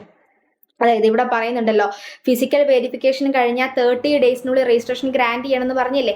ആ 30 days എപ്പോഴാണോ, ഫിസിക്കൽ വെരിഫിക്കേഷൻ കഴിഞ്ഞ് 30-ാം പൊക്കം എപ്പോഴാണോ, 30-ാം പൊക്കത്തിന്റെ 5 ദിവസം മുന്നേ എന്ത് ചെയ്തിരിക്കണം, ഈ വെരിഫിക്കേഷൻ റിപ്പോർട്ട് ഫയൽ ചെയ്തിരിക്കണം. അതാട്ടോ പറയുന്നത്. ഓക്കെ, അപ്പോൾ നമുക്ക് ഇവിടെ ഈ 3 റീസണുകൾ കൊണ്ടാണെങ്കിൽ രജിസ്ട്രേഷൻ സർട്ടിഫിക്കറ്റ് ചെയ്യേണ്ടത് എപ്പോഴാണ്, ഗ്രാൻഡ് ചെയ്യേണ്ടത് 30 daysനുള്ളിലാണ്. അപ്പൊ അന്ന് മുതൽ 30 daysനുള്ളിലാണെങ്കിൽ ആ 30-ാം പൊക്കത്തിന്റെ 5 ദിവസം മുന്നേ തന്നെ, അറ്റ്ലീസ്റ്റ് 5 ദിവസം മുന്നേ തന്നെ എന്ത് ചെയ്തിരിക്കണം, ഈ പറഞ്ഞ വെരിഫിക്കേഷൻ റിപ്പോർട്ട് പ്രോപ്പർ ഓഫീസർ എന്ത് ചെയ്തിരിക്കണം, റിപ്പോർട്ട് ചെയ്തിരിക്കണം. ഇനി റൂൾ 10 എന്ന് പറഞ്ഞു കഴിഞ്ഞാൽ എഫക്റ്റീവ് ഡേറ്റ് ഓഫ് രജിസ്ട്രേഷൻ ആണ്. എഫക്റ്റീവ് ഡേറ്റ് ഓഫ് രജിസ്ട്രേഷൻ എന്ന് പറഞ്ഞു കഴിഞ്ഞാൽ എപ്പോഴാണ് ഒരു പേഴ്സൺ രജിസ്റ്റേർഡ് പേഴ്സണായി മാറുക, എപ്പോഴാണോ ഒരു പേഴ്സൺ രജിസ്റ്റേർഡ് പേഴ്സൺ ആയി മാറുന്നത്. ഓക്കെ, അപ്പൊ ഇവിടെ പറയാണ്, വെൻ ആപ്ലിക്കൻ സബ്മിറ്റ്, ഒരു പേഴ്സൺ ലേബിൾ ആയാൽ 30 ദിവസത്തിനുള്ളിൽ നമ്മൾ എന്ത് ചെയ്തിരിക്കണം, രജിസ്ട്രേഷന് വേണ്ടി അപ്ലൈ ചെയ്തിരിക്കണം. ഓക്കെ, അങ്ങനെയാണെങ്കിൽ വിത്തിൻ 30 daysനുള്ളിൽ അപ്ലൈ ചെയ്താൽ, within 30 days from the day 30 daysനുള്ളിൽ അപ്ലൈ ചെയ്ത് കഴിഞ്ഞാൽ എഫക്റ്റീവ് ഡേറ്റ് എന്ന് പറയുന്നത് date on which person becomes liable to get registered. അതായത് നമ്മളിപ്പോൾ പറയാണ് ഫെബ്രുവരി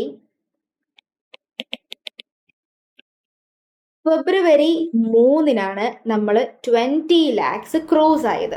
ഓക്കെ, നമ്മുടെ ടേൺ ഓവർ 22 lakh ആയി. അപ്പൊ നമ്മൾ ഫെബ്രുവരി, അപ്പൊ ഇവിടെ എന്തായി, 20 lakhs ക്രോസ് ആയി. ഓക്കെ, 20 lakhs ക്രോസ് ആയത് എപ്പോഴാണ്, 22 lakhs ആയി മാറി. ഫെബ്രുവരി 3-ന് 22 lakh ആയി. ദാറ്റ് മീൻസ്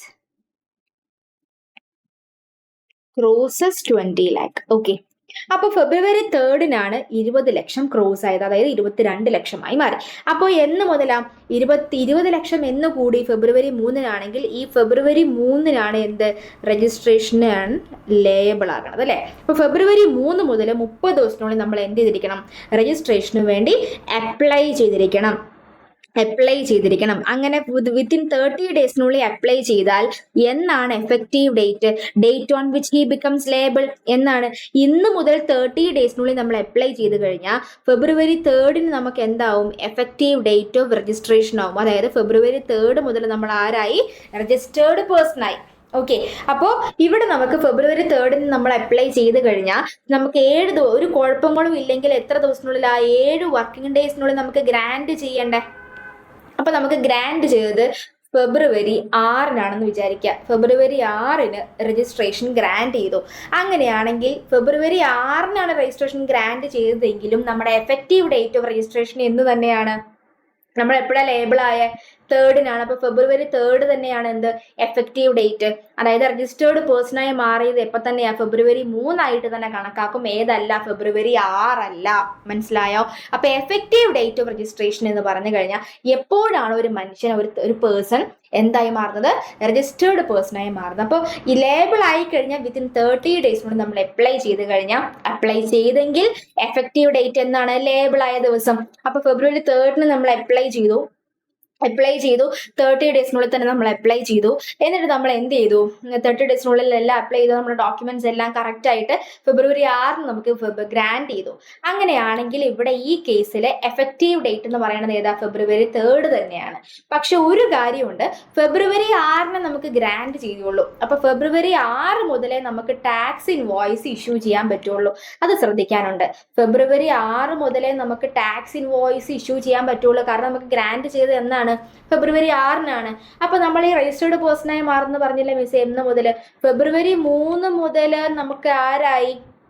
നമ്മൾ രജിസ്റ്റേർഡ് പേഴ്സണായി മാറി. പക്ഷെ ഗ്രാൻഡ് ചെയ്ത് 6 ആയതുകൊണ്ട് ഇത് മുതലേ നമുക്ക് ടാക്സ് ഇൻവോയ്സ് ഇഷ്യൂ ചെയ്യാൻ പറ്റുള്ളൂ. അങ്ങനെയാണെങ്കിലുള്ള കേസ് എന്താ? ഈ പറഞ്ഞ ഈ ഗ്യാപ്പ് പീരീഡിലേക്ക് 3, 4, 5 ഈ പീരീഡിലേക്ക് നമുക്ക് വരുന്ന എല്ലാ ടാക്സബിൾ സപ്ലൈക്കും നമ്മൾ പിന്നീട് എന്ത് ഇഷ്യൂ ചെയ്യേണ്ടതായിട്ട് വരും? റിവൈസ്ഡ് ടാക്സ് ഇൻവോയ്സ് ഇഷ്യൂ ചെയ്യേണ്ടതായിട്ട് വരും. നമ്മൾ എവിടെ പഠിക്കും? ടാക്സ് ഇൻവോയ്സ് ചാപ്റ്റർ നമ്മൾ പഠിക്കും. റെഡി? അപ്പൊ ഈ കേസ് മനസ്സിലായോ? ഫെബ്രുവരി 3 നമ്മൾ ലേബിളായി, 30 ഡേയ്സിനുള്ളിൽ നമ്മൾ അപ്ലൈ ചെയ്തു. അപ്പൊ നമുക്ക് ഗ്രാൻഡ് ചെയ്ത് ഫെബ്രുവരി 6 അപ്പൊ ഫെബ്രുവരി 6 മുതൽ നമുക്ക് ടാക്സ് ഇൻവോയ്സ് ഇഷ്യൂ ചെയ്യാൻ പറ്റുള്ളൂ. പക്ഷെ നമ്മൾ എഫക്റ്റീവ് ഡേറ്റ് എന്ന് തന്നെയാണ്? ഫെബ്രുവരി 3 തന്നെയാണ്. അപ്പൊ എപ്പോഴാണ് നമ്മൾ രജിസ്റ്റേർഡ് പേഴ്സൺ ആണല്ലോ ഫെബ്രുവരി 3 മുതൽ. അപ്പൊ എന്തുകൊണ്ടാണ് അപ്പൊ നമ്മൾ ടാക്സ് ഇൻവോയ്സ് ഒക്കെ എന്ത് ചെയ്യും? ടാക്സ് ഇൻവോയ്സ് ഇഷ്യൂ ചെയ്യാൻ പറ്റില്ലല്ലോ. ഫെബ്രുവരി 6 മുതൽ നമുക്ക് ടാക്സ് ഇൻവോയ്സ് ഇഷ്യൂ ചെയ്യാൻ പറ്റുള്ളൂ. അങ്ങനെയാണെങ്കിൽ ഈ ടൈം ഗ്യാപ്പ് പീരീഡിലേക്ക് നമ്മൾ എന്ത് ഇഷ്യൂ ചെയ്യണം? റിവൈസ്ഡ് ടാക്സ് ഇൻവോയ്സ് നമ്മൾ ഇഷ്യൂ ചെയ്യണം. ഓക്കെ, ഇനി 30 ഡേയ്സ് കഴിഞ്ഞെന്ന് വിചാരിക്കുക. നമ്മൾ രജിസ്ട്രേഷൻ ലേബിളായി, ബട്ട് 30 ഡേയ്സ് കഴിഞ്ഞിട്ടാണ് നമ്മൾ അപ്ലൈ ചെയ്തതെന്ന് വിചാരിക്കുക. ആഫ്റ്റർ 30 ഡേയ്സ് ആണ് അപ്ലൈ ചെയ്തതെങ്കിൽ എഫക്റ്റീവ് ഡേറ്റ് എന്നാണ്? Date of grand of registration ആണ്. 30 ഡേയ്സ് കഴിഞ്ഞിട്ടാണെങ്കിൽ ഫെബ്രുവരി 3 നമ്മൾ ലേബിളായി, ബട്ട് 30 ഡേയ്സ് കഴിഞ്ഞ് നമ്മൾ അപ്ലൈ ചെയ്തത് മാർച്ച് 20 നമ്മൾ അപ്ലൈ ചെയ്തതെങ്കിൽ എന്നാൽ നമുക്ക് ഗ്രാൻഡ് ചെയ്യുക. അപ്ലൈ ചെയ്ത് 20 നമ്മുടെ ഡോക്യുമെന്റ്സ് എല്ലാം നോക്കിയിട്ട് അടുത്ത 22 ഗ്രാൻഡ് ചെയ്തു എന്ന് വിചാരിക്കാം. ഡോക്യുമെന്റ്സ് എല്ലാം ഓക്കെ ആയിട്ട് 22 മാർച്ചിന് നമുക്ക് ഗ്രാൻഡ് ചെയ്യുമെന്ന് വിചാരിക്കാം. അങ്ങനെയാണെങ്കിൽ എന്നാണ് ഗ്രാൻഡ് ചെയ്ത ഡേറ്റ് ആണ്? ഫെബ്രുവരി നമ്മുടെ മാർച്ച് 22 ഗ്രാൻഡ് ചെയ്ത ഡേറ്റ് ആണ് എന്ത്? Effective date. അപ്പൊ നിങ്ങൾ വിചാരിക്കുന്ന പിന്നെ 30 ഡേയ്സ് കഴിഞ്ഞിട്ട് എന്ത് ചെയ്താൽ പോരെ? നമുക്ക് 30 ഡേയ്സ് കഴിഞ്ഞിട്ട് അപ്ലൈ ചെയ്താൽ പോരെ? കാരണം 30 ഡേയ്സ് കഴിഞ്ഞിട്ട് അപ്ലൈ ചെയ്താൽ ഗ്രാൻഡ് ചെയ്ത ഡേറ്റ് ആണ് എന്ത്? Effective date. അതായത് മാർച്ച് 22 മുതലേ നമ്മൾ എന്താവത്തുള്ളൂ? രജിസ്റ്റേർഡ് പേഴ്സണായി മാറത്തുള്ളൂ. അപ്പൊ നമ്മൾ അത്രയും ടാക്സ് അടയ്ക്കണ്ടല്ലോ, ഇല്ലേ? നമ്മൾ അങ്ങനെ ചിന്തിക്കും. പക്ഷേ 30 ഡേയ്സ് കഴിഞ്ഞാൽ അതിൻ്റെതായിട്ടുള്ള എല്ലാ പറയുന്ന കാര്യങ്ങളും ഡിഫിക്കൽട്ടീസും നമ്മൾ എന്ത് ചെയ്യേണ്ടതായിട്ട് വരും? മെറ്റ് ചെയ്യേണ്ടതായിട്ട് വരും. ഓക്കെ, എല്ലാ ഡിഫിക്കൽട്ടീസും അതിന്റെ എല്ലാ പെനാൽറ്റീസും കാര്യങ്ങളും ഒക്കെ നമ്മൾ എന്ത് ചെയ്യേണ്ടതായിട്ട് വരും? മെറ്റ് ചെയ്യണം, നമ്മൾ ഫേസ് ചെയ്യണം. ഓക്കെ, ഇതാണ് എന്റെ റൂൾ എന്ന് പറയുന്നത്. Then question number 6, determine the effective date of registration under CGST Act. Okay, CGST Act നമ്മൾ പ്രകാരം എഫക്റ്റീവ് ഡേറ്റ് നമ്മൾ കണ്ടുപിടിക്കണം. അതിനകത്ത് the aggregate turnover of Varun Industries of Mumbai has exceeded 40 lakh on 1st August. Varun Industries manufactures LED TV in Mumbai and sells them in Pune. It submit the application for registration on 20th August. Registration certificate grand ചെയ്ത് 25th അപ്പൊ എപ്പോഴാണ് effective date എന്ന് പറഞ്ഞാല്? ഇവിടെ നമ്മളെ 22 പ്രകാരമുള്ള rule എന്താ? 22 പ്രകാരം നമ്മുടെ സപ്ലൈ എന്ന് പറയുന്നത് സർവീസ് മാത്രമോ അല്ലെങ്കിൽ ഗുഡ്സ് ആൻഡ് സർവീസ് ആണെങ്കിലോ, നമ്മൾ പറഞ്ഞു ഗുഡ്സ് മാത്രമാണെങ്കിൽ വേറെ റൂളും, പിന്നെ സർവീസ് മാത്രമോ നമ്മുടെ ബിസിനസ് എന്ന് പറയുന്നത് എക്സ്ക്ലൂസീവ്ലി സർവീസ് മാത്രമോ അല്ലെങ്കിൽ ഗുഡ്സ് ആൻഡ് സർവീസും കൂടെ ഉണ്ടെങ്കിൽ MMNT എന്ന് പറഞ്ഞ സ്റ്റേറ്റിലേ ഉള്ളൂ നമ്മുടെ ബിസിനസ് എങ്കിൽ 10 ലക്ഷത്തിൽ കൂടിയാൽ നമുക്ക് നമ്മൾ എന്ത് ചെയ്യണം? രജിസ്ട്രേഷൻ അപ്ലൈ ചെയ്യണം, രജിസ്ട്രേഷൻ ലേബിൾ ആകും. ഇനി ബാക്കിയുള്ള സ്റ്റേറ്റ്സ് ഒക്കെ ആണെങ്കിൽ 20 lakhs ക്രോസ് ചെയ്താൽ നമ്മൾ എന്താകും? രജിസ്ട്രേഷന് ലേബിൾ ആകും നമ്മൾ പറഞ്ഞു. ഓക്കെ, അപ്പോ എപ്പോഴാണ് MMNT? ഇതൊക്കെ പറഞ്ഞ സിംഗിൾ യൂണിറ്റിലാണ്.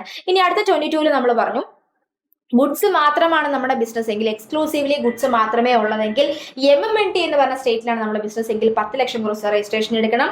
6 സ്റ്റേറ്റുകൾ, ബാക്കിയുള്ള 6 സ്റ്റേറ്റുകൾ ഏതൊക്കെയായിരുന്നു? അരുണാചൽ പ്രദേശ്, മേഘാലയ, പുതുച്ചേരി, സിക്കിം, തെലങ്കാന, ഉത്തരാഖണ്ഡ്. ഈ പറഞ്ഞ 6 സ്റ്റേറ്റുകളിലാണെങ്കിൽ നമ്മൾ എന്ത് ചെയ്യണം? 20 ലക്ഷം ക്രോസ് രജിസ്ട്രേഷൻ ലേബിൾ ആകും. ബാക്കിയുള്ള എല്ലാ സ്റ്റേറ്റിലും ആണെങ്കിൽ 40 ലക്ഷം ക്രോസ് ചെയ്ത രജിസ്ട്രേഷൻ ലേബിൾ ആകും. പക്ഷെ ഈ പറഞ്ഞ ഗുഡ്സുകളാണെങ്കിൽ എലിജിബിൾ അല്ല. അതൊക്കെ നമ്മൾ പറഞ്ഞിരുന്നു. ഇനി ഇവിടെ പറയാണ് Since Varun Industries applied for registration within 30 days, 30 ഡേയ്സിനുള്ളിൽ apply ചെയ്തോ, 30 ഡേയ്സിനുള്ളിൽ അപ്ലൈ ചെയ്തോ, ലേബിൾ ആയത് 1 ഓഗസ്റ്റിനാണ്. എപ്പോഴാണ് അപ്ലൈ ചെയ്തത്? സബ്മിറ്റ് ആപ്ലിക്കേഷൻ 30 ഡേയ്സിനുള്ളിൽ അപ്ലൈ ചെയ്തു. 30 ഡേയ്സിനുള്ളിൽ അപ്ലൈ ചെയ്താൽ ലേബിൾ ആയ ഡേറ്റ് തന്നെയാണ് എന്ത് എഫക്റ്റീവ് ഡേറ്റ്. അപ്പോൾ എന്നാണ് ലേബിൾ ആയത് 1 ഓഗസ്റ്റിൽ. അപ്പോൾ 1 ഓഗസ്റ്റ് വിത്തിൻ 30 ഡേയ്സിനുള്ളിൽ അപ്ലൈ ചെയ്ത് കഴിഞ്ഞാൽ ലേബിൾ ആയ ഡേറ്റ് എന്നാണ് 1 ഓഗസ്റ്റ് തന്നെയാണ്. Okay ready? ദെൻ അടുത്തത് Sweda Infotech Services is a provider of interest service in Pune. Its aggregate turnover exceeds 20 lakh on 25th September. It submits the application for registration on 27th October. The registration certificate grant on 5th November. അതായത് label ആയത് എന്നാണ് 20 lakhs കൂടിയത് 25th സെപ്റ്റംബറിലാണ്. പക്ഷെ registration സർട്ടിഫിക്കറ്റിന് apply ചെയ്ത് 27th ഒക്ടോബറിലാണ്. 30 days കഴിഞ്ഞു പോയി. അപ്പൊ after 30 ഡേയ്സിനാണ് നമ്മൾ അപ്ലൈ ചെയ്തത്. അങ്ങനെയാണെങ്കിൽ എന്നാണ് എഫക്റ്റീവ് ഡേറ്റ് എന്ന് പറയുന്നത്? രജിസ്ട്രേഷൻ സർട്ടിഫിക്കറ്റ് ഗ്രാൻഡ് ചെയ്ത ദിവസം. രജിസ്ട്രേഷൻ സർട്ടിഫിക്കറ്റ് ഗ്രാൻഡ് എന്നാ ചെയ്തത്? 5th നവംബറിൽ. അപ്പൊ 5th നവംബർ ആണ് നമുക്ക് എന്തെന്ന് പറയാം? 5th നവംബർ ആണ് നമുക്ക് 5th നവംബർ ആണ് നമ്മുടെ effective date of registration. Ready? അപ്പൊ നമ്മൾ പറഞ്ഞിരുന്നു നേരത്തെ കാഷ്വൽ ടാക്സബിൾ പേഴ്സൺ ആരാന്ന് പറഞ്ഞു, നോൺ റെസിഡന്റ് ടാക്സബിൾ പേഴ്സൺ ആരാന്ന് പറഞ്ഞു. ഇനി ഇവരുമായിട്ട് റിലേറ്റ് ചെയ്തിട്ടുള്ള സ്പെഷ്യൽ പ്രൊവിഷൻസ് ആണ് അടുത്ത സെക്ഷൻ എന്ന് പറയുന്നത്. ഇനി ഒരു CTPO ഒരു NRTPO രജിസ്ട്രേഷന് വേണ്ടി അപ്ലൈ ചെയ്യേണ്ടത് എപ്പോഴാണ്? അതായത് അവരുടെ ബിസിനസ് കമൻസ് ചെയ്യുന്നതിന്റെ 5 ദിവസം മുന്നേ തന്നെ നമ്മൾ എന്ത് ചെയ്തിരിക്കണം? അവര് ആപ്ലിക്കേഷൻ ഫോർ രജിസ്ട്രേഷൻ ചെയ്തിരിക്കണം. ഇനി അവരുടെ രജിസ്ട്രേഷന്റെ വാലിഡിറ്റി എന്ന് പറഞ്ഞു കഴിഞ്ഞാൽ മാക്സിമം 90 ഡേയ്സ് ആണ്. അതായത് validity of registration shall B for the period specified in the application but maximum 90. അതായത് നമ്മൾ ആപ്ലിക്കേഷനിൽ എത്ര ദിവസം കൊടുത്തോ അല്ലെങ്കിൽ മാക്സിമം 90. അതായത് ഇവിടെ പറയാണ് നമ്മൾ പറഞ്ഞു നമുക്ക് CTP ആയിട്ടോ NRTP ആയിട്ടോ ഒരു സ്റ്റേറ്റിൽ നമുക്ക് ഗുജറാത്തിലാകെ 60 ഡേയ്സേ ആവശ്യമുള്ളൂ. അപ്പൊ മാക്സിമം എത്ര വരെ കിട്ടും? 90. അപ്പൊ നമുക്ക് 60 ആവശ്യമുള്ളൂ എങ്കിൽ രജിസ്ട്രേഷൻ വാലിഡിറ്റി എത്രയാണ്? 60 ആണ്. ഇനി ഇവിടെ പറയാണ് നമുക്ക് എത്ര ദിവസം വേണം? 100 ഡേയ്സ് വേണം. പക്ഷെ മാക്സിമം എത്ര കിട്ടുള്ളൂ? 90. അപ്പൊ രജിസ്ട്രേഷൻ വാലിഡിറ്റി എത്രയാണ്? 90. റെഡി? ഇതാണ് ഫസ്റ്റ് പോയിന്റ്. Then അടുത്തത് പറഞ്ഞു on sufficient cause being shown proper officer extend the set period by a further not exceeding 90. അതായത് കൃത്യമായ റീസൺ നമ്മളിവിടെ കാണിച്ചു കഴിഞ്ഞാൽ 90 ഡേയ്സ് അല്ലേ മാക്സിമം പറ്റുള്ളൂ. അത് കഴിഞ്ഞും നമുക്ക് എക്സ്റ്റെൻഡ് ചെയ്യാം. മാക്സിമം എത്ര വരെ? 90 വരെ നമുക്ക് വീണ്ടും എക്സ്റ്റെൻഡ് ചെയ്യാൻ പറ്റും. മാക്സിമം 90 വരെ, not exceeding 90. A CTP or NRTP shall at the time of submission of application for registration make an advance deposit of tax for an amount equal to net liability, that is after adjustment of estimated ITC of such a person for the period for which registration is sold. അതായത് CTPO NRTPO registration വേണ്ടി നമ്മൾ application submit ചെയ്യത്തില്ലേ? Application submit ചെയ്യണ സമയത്ത് നമ്മൾ advance deposit of tax നമ്മൾ advance ആയിട്ട് നമ്മൾ deposit ചെയ്യണം. ഏതിന്റെ ബേസിലാണ്? amount equal to estimated tax liability, that means net liability, that is after adjustment of estimated ITC. അതായത് നമുക്കിപ്പോ ഒരു സ്റ്റേറ്റിൽ അല്ലെങ്കിൽ ഒരു സ്റ്റേറ്റിൽ നമുക്കിപ്പോ സർട്ടൻ സപ്ലൈ നടത്തണമെന്ന് നമ്മൾ തീരുമാനിച്ചു കഴിഞ്ഞാൽ നമുക്ക് ഏകദേശം ഒരു ഐഡിയ ഉണ്ടാവും എത്ര ഗുഡ്സ് ആണ് നമ്മൾ അവിടെ സപ്ലൈ ചെയ്യാൻ പോകുന്നത്. ഇപ്പൊ നമുക്ക് ഗുഡ്സ് ആണ് അവിടെ സപ്ലൈ ചെയ്യേണ്ടതെങ്കിൽ എത്ര ഗുഡ്സ് ആണ് അവിടെ സപ്ലൈ ചെയ്യേണ്ടതെന്ന് നമുക്കൊരു ഐഡിയ ഉണ്ടാവും അല്ലെ? അപ്പൊ ആ ഗുഡ്സ് എത്ര രൂപയ്ക്കാണ് നമ്മൾ വിൽക്കാൻ പോകുന്നത് നമുക്കൊരു ഐഡിയ ഉണ്ടാവും. അപ്പൊ നമുക്ക് ഏകദേശം ഔട്ട്പുട്ട് ടാക്സ്, എസ്റ്റിമേറ്റഡ് ആയിട്ടുള്ള ഔട്ട്പുട്ട് ടാക്സ് നമുക്ക് കണ്ടുപിടിക്കാൻ പറ്റില്ലേ? അപ്പൊ എത്ര ഗുഡ്സ് ആണ് നമുക്ക് ഗുജറാത്തിലേക്ക് നമുക്ക് ചെയ്യാൻ പോകണ്ടെന്ന് വെച്ചാൽ ഒരു എസ്റ്റിമേറ്റഡ് ആയിട്ടുള്ള നമുക്ക് എന്തൊരു ഐഡിയ ഉണ്ടാവും. ആ എസ്റ്റിമേറ്റഡ് എമൗണ്ടിനോട് നമുക്ക് എസ്റ്റിമേറ്റഡ് ഔട്ട്പുട്ട് ടാക്സ് കണ്ടുപിടിച്ചുകൂടെ? കാരണം ഗുഡ്സിന്റെ റേറ്റ് നമുക്ക് അറിയാമല്ലോ. ഇനി അതേപോലെ തന്നെ ആ ഗുഡ്സ് നമ്മൾ പർച്ചേസ് എത്രയ്ക്കാന്ന് അറിയാമായിരിക്കുമല്ലോ. അപ്പൊ അതിനോടനുബന്ധമായിട്ട് എസ്റ്റിമേറ്റഡ് ആയിട്ടുള്ള ഒരു ഇൻപുട്ട് ടാക്സ് ക്രെഡിറ്റും നമുക്ക് കണ്ടുപിടിച്ചുകൂടെ? അങ്ങനെയാണെങ്കിൽ output tax minus input tax, estimated output tax minus estimated input tax ചെയ്ത് കഴിഞ്ഞാൽ നമുക്ക് കിട്ടുന്ന estimated net GST liability advance tax ആയിട്ട് നമ്മൾ CTP അല്ലെങ്കിൽ NRTP രജിസ്ട്രേഷൻ ആപ്ലിക്കേഷൻ സബ്മിറ്റ് ചെയ്യണ സമയത്ത് അഡ്വാൻസ് ടാക്സ് അടച്ചിരിക്കണം.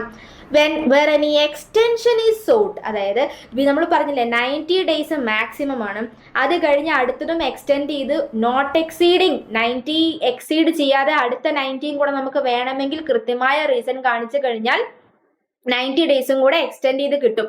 ഇനിയും നമ്മൾ 90 കഴിഞ്ഞിട്ട് 90 എക്സ്റ്റെൻഡ് ചെയ്യണമെങ്കിൽ വീണ്ടും നമ്മൾ എന്തടയ്ക്കണം, വീണ്ടും നമ്മൾ അഡ്വാൻസ് ടാക്സ് ഡെപ്പോസിറ്റ് ചെയ്തിരിക്കണം. അപ്പോൾ ഫസ്റ്റ് 90ലേക്ക് നമ്മൾ എസ്റ്റിമേറ്റ് ചെയ്ത് അഡ്വാൻസ് ടാക്സ് അടച്ചെങ്കിൽ എക്സ്റ്റെൻഡ് ചെയ്യണമെങ്കിൽ വീണ്ടും നമ്മൾ എന്തടയ്ക്കണം, അഡ്വാൻസ് ടാക്സ് അടയ്ക്കണം. Then advance tax shall be credited to electronic cash ledger which shall be adjusted against final liability.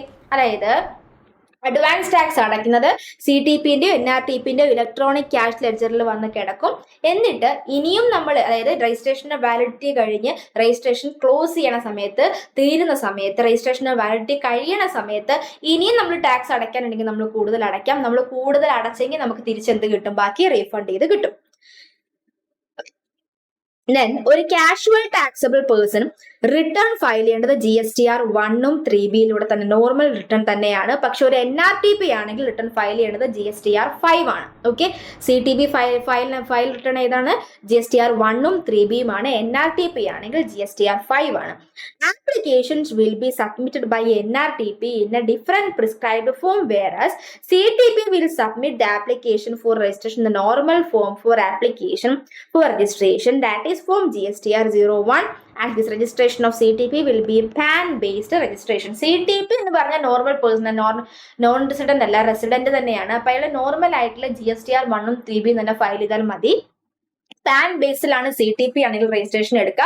പക്ഷെ NRTP എന്ന് പറയുന്നത് നോൺ റെസിഡന്റ് ആയതുകൊണ്ട് പാൻ ഉണ്ടാവില്ല. അവർക്ക് അതർ സ്പെസിഫൈഡ് ഡോക്യുമെന്റ് ആണ് അവർക്ക് സബ്മിറ്റ് ചെയ്യേണ്ടതായിട്ട് വരിക. ഇനി നെക്സ്റ്റ് ലാസ്റ്റ് പോയിന്റ് എന്ന് പറയുന്നത് special provisions for grant of registration in case of person required to deduct a tax at source 51 or to collect tax at source. TCSO TDSനോ registration grant ചെയ്യണമെങ്കിൽ എപ്പോഴാണ്, application for registration has to be submitted by such persons in a different prescribed form at GST common portal. ഒരു TDS ഡിഡക്ടേഴ്സോ TCS കളക്ടേഴ്സോ ഇവരെന്താണ് ചെയ്യേണ്ടത്, ഇവർക്ക് registration വേണ്ടി apply ചെയ്യണമെങ്കിൽ ഒരു different ഫോമാണ് GST കോമൺ പോർട്ടലിൽ ഉണ്ടാവുന്നത്. അങ്ങനെ ഗ്രാന്റ് നമ്മൾ ആപ്ലിക്കേഷൻ കൊടുക്കുമ്പോൾ ഈ TDS ഡിഡക്ടറോ TCS കളക്ടേഴ്സോ ആപ്ലിക്കേഷൻ സെപ്പറേറ്റ്ലി സബ്മിറ്റ് ചെയ്യുമ്പോൾ, രജിസ്ട്രേഷന് വേണ്ടി സബ്മിറ്റ് ചെയ്യുമ്പോൾ they would be granted registration within 3 working days. അതായത് എപ്പോഴാണോ ഇവർ എന്ത് ചെയ്യുക, ആപ്ലിക്കേഷന് വേണ്ടി സബ്മിറ്റ് ചെയ്ത ആ ഡേറ്റ് മുതൽ 3 വർക്കിംഗ് ഡേയ്സിനുള്ളിൽ അവർക്ക് എന്ത് ചെയ്യണം, രജിസ്ട്രേഷൻ ഗ്രാന്റ് ചെയ്യണം.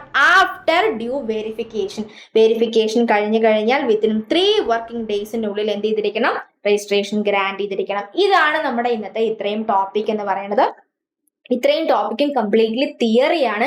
നിങ്ങൾ ഡെയിലി റിവിഷൻ ഇരിക്കുന്ന സമയത്ത്, GST റിവിഷൻ ഇരിക്കുന്ന സമയത്ത് പ്രോബ്ലം പേപ്പേഴ്സ് ആയിട്ടുള്ള, പ്രോബ്ലം ചാപ്റ്റേഴ്സ് ആയിട്ടുള്ള എന്താണ് പറയുക, സപ്ലൈ, നമ്മുടെ മെയിൻ ഏരിയാസ് ഉണ്ടല്ലോ, സപ്ലൈ ഉണ്ട്, കോമ്പോസിഷൻ ഉണ്ട്, വാല്യൂ, ITC, രജിസ്ട്രേഷൻ്റെ ഈ 22, 23, 24 സെക്ഷൻ, പിന്നെ ടൈം, പ്ലേസ്, ഇതെല്ലാം നമ്മുടെ മെയിൻ കോർ ഏരിയ ആണ്. അവിടെ നിന്നെല്ലാം നമ്മൾ പ്രോബ്ലംസ് വർക്കൗട്ട് ചെയ്തുകൊണ്ടേയിരിക്കണം. കേസ് സ്റ്റഡി ബേസിലുള്ള എല്ലാ ക്വസ്റ്റ്യൻസും വർക്കൗട്ട് ചെയ്തുകൊണ്ടേയിരിക്കണം.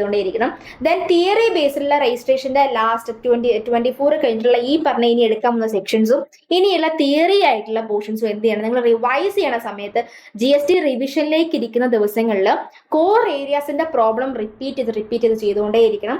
ഡെയിലി എന്നിട്ട് എന്ത് ചെയ്യണം, 2 hours മോർണിംഗ് 1.5 hour അല്ലെങ്കിൽ ഈവനിങ്ങും, അതായത് മോർണിംഗിൽ ഒരു 1 hour ഈവനിങ്ങിൽ ഒരു 1 hour അങ്ങനെ വെച്ചിട്ടോ, അല്ലെങ്കിൽ ഡെയിലി ഒരു 2 to 3 hours നിങ്ങൾ എന്ത് ചെയ്യുക, തിയറിക്ക് മാറ്റി വെക്കുക. അതായത് തിയറി പഠിക്കാൻ നിൽക്കണ്ട, നിങ്ങൾ എന്ത് ചെയ്യുക, ഡെയിലി 3 hours അത് വായിച്ച് വിടുക. ഓക്കെ, ഇനി എടുക്കാൻ പോകുന്ന തിയറി ടോപ്പിക്സ് മാത്രമാണ്. ബാക്കിയുള്ളതിന്റെ പ്രോബ്ലം വർക്കൗട്ട് ചെയ്യുക. മറ്റേ ഈ പറയുന്ന തിയറി ടോപ്പിക്സ് എല്ലാം ഡെയിലി വായിക്കി വിടുക. റിവിഷൻ സമയത്ത് തന്നെ, ഇപ്പൊ നിങ്ങൾ പഠിക്കുക, റിവിഷൻ സമയത്ത് അത് പഠിക്കാൻ നിൽക്കാതെ ഡെയിലി 3 hours വായിക്കുമ്പോൾ തന്നെ നിങ്ങളുടെ ഓർമ്മയിൽ ആ ഡേറ്റ് ഇതൊക്കെ വരും. നിങ്ങൾ പഠിക്കാൻ നിന്നിട്ടുണ്ടെങ്കിൽ നിങ്ങളത് പഠിച്ച് നിങ്ങൾക്ക് മറന്നേക്കാം. പക്ഷെ ഡെയിലി വായിക്കുമ്പോൾ നമുക്ക് എക്സാം സമയത്ത് മനസ്സിലേക്ക് അത് കയറി വരും. ഓക്കെ, അപ്പൊ ഇന്നത്തെ പോർഷൻ ഇത്രയേ ഉള്ളൂ. നെക്സ്റ്റ് ക്ലാസ്സോട് കൂടി രജിസ്ട്രേഷൻ കംപ്ലീറ്റ് ആവുന്നതായിരിക്കും. ഇതിനകത്ത് എന്തെങ്കിലും ഡൗട്ട് ഉണ്ടെങ്കിൽ നിങ്ങൾ മെസ്സേജ് ചോദിക്കുക. ഓക്കെ, നെക്സ്റ്റ് ഡേ കാണാം. ബൈ.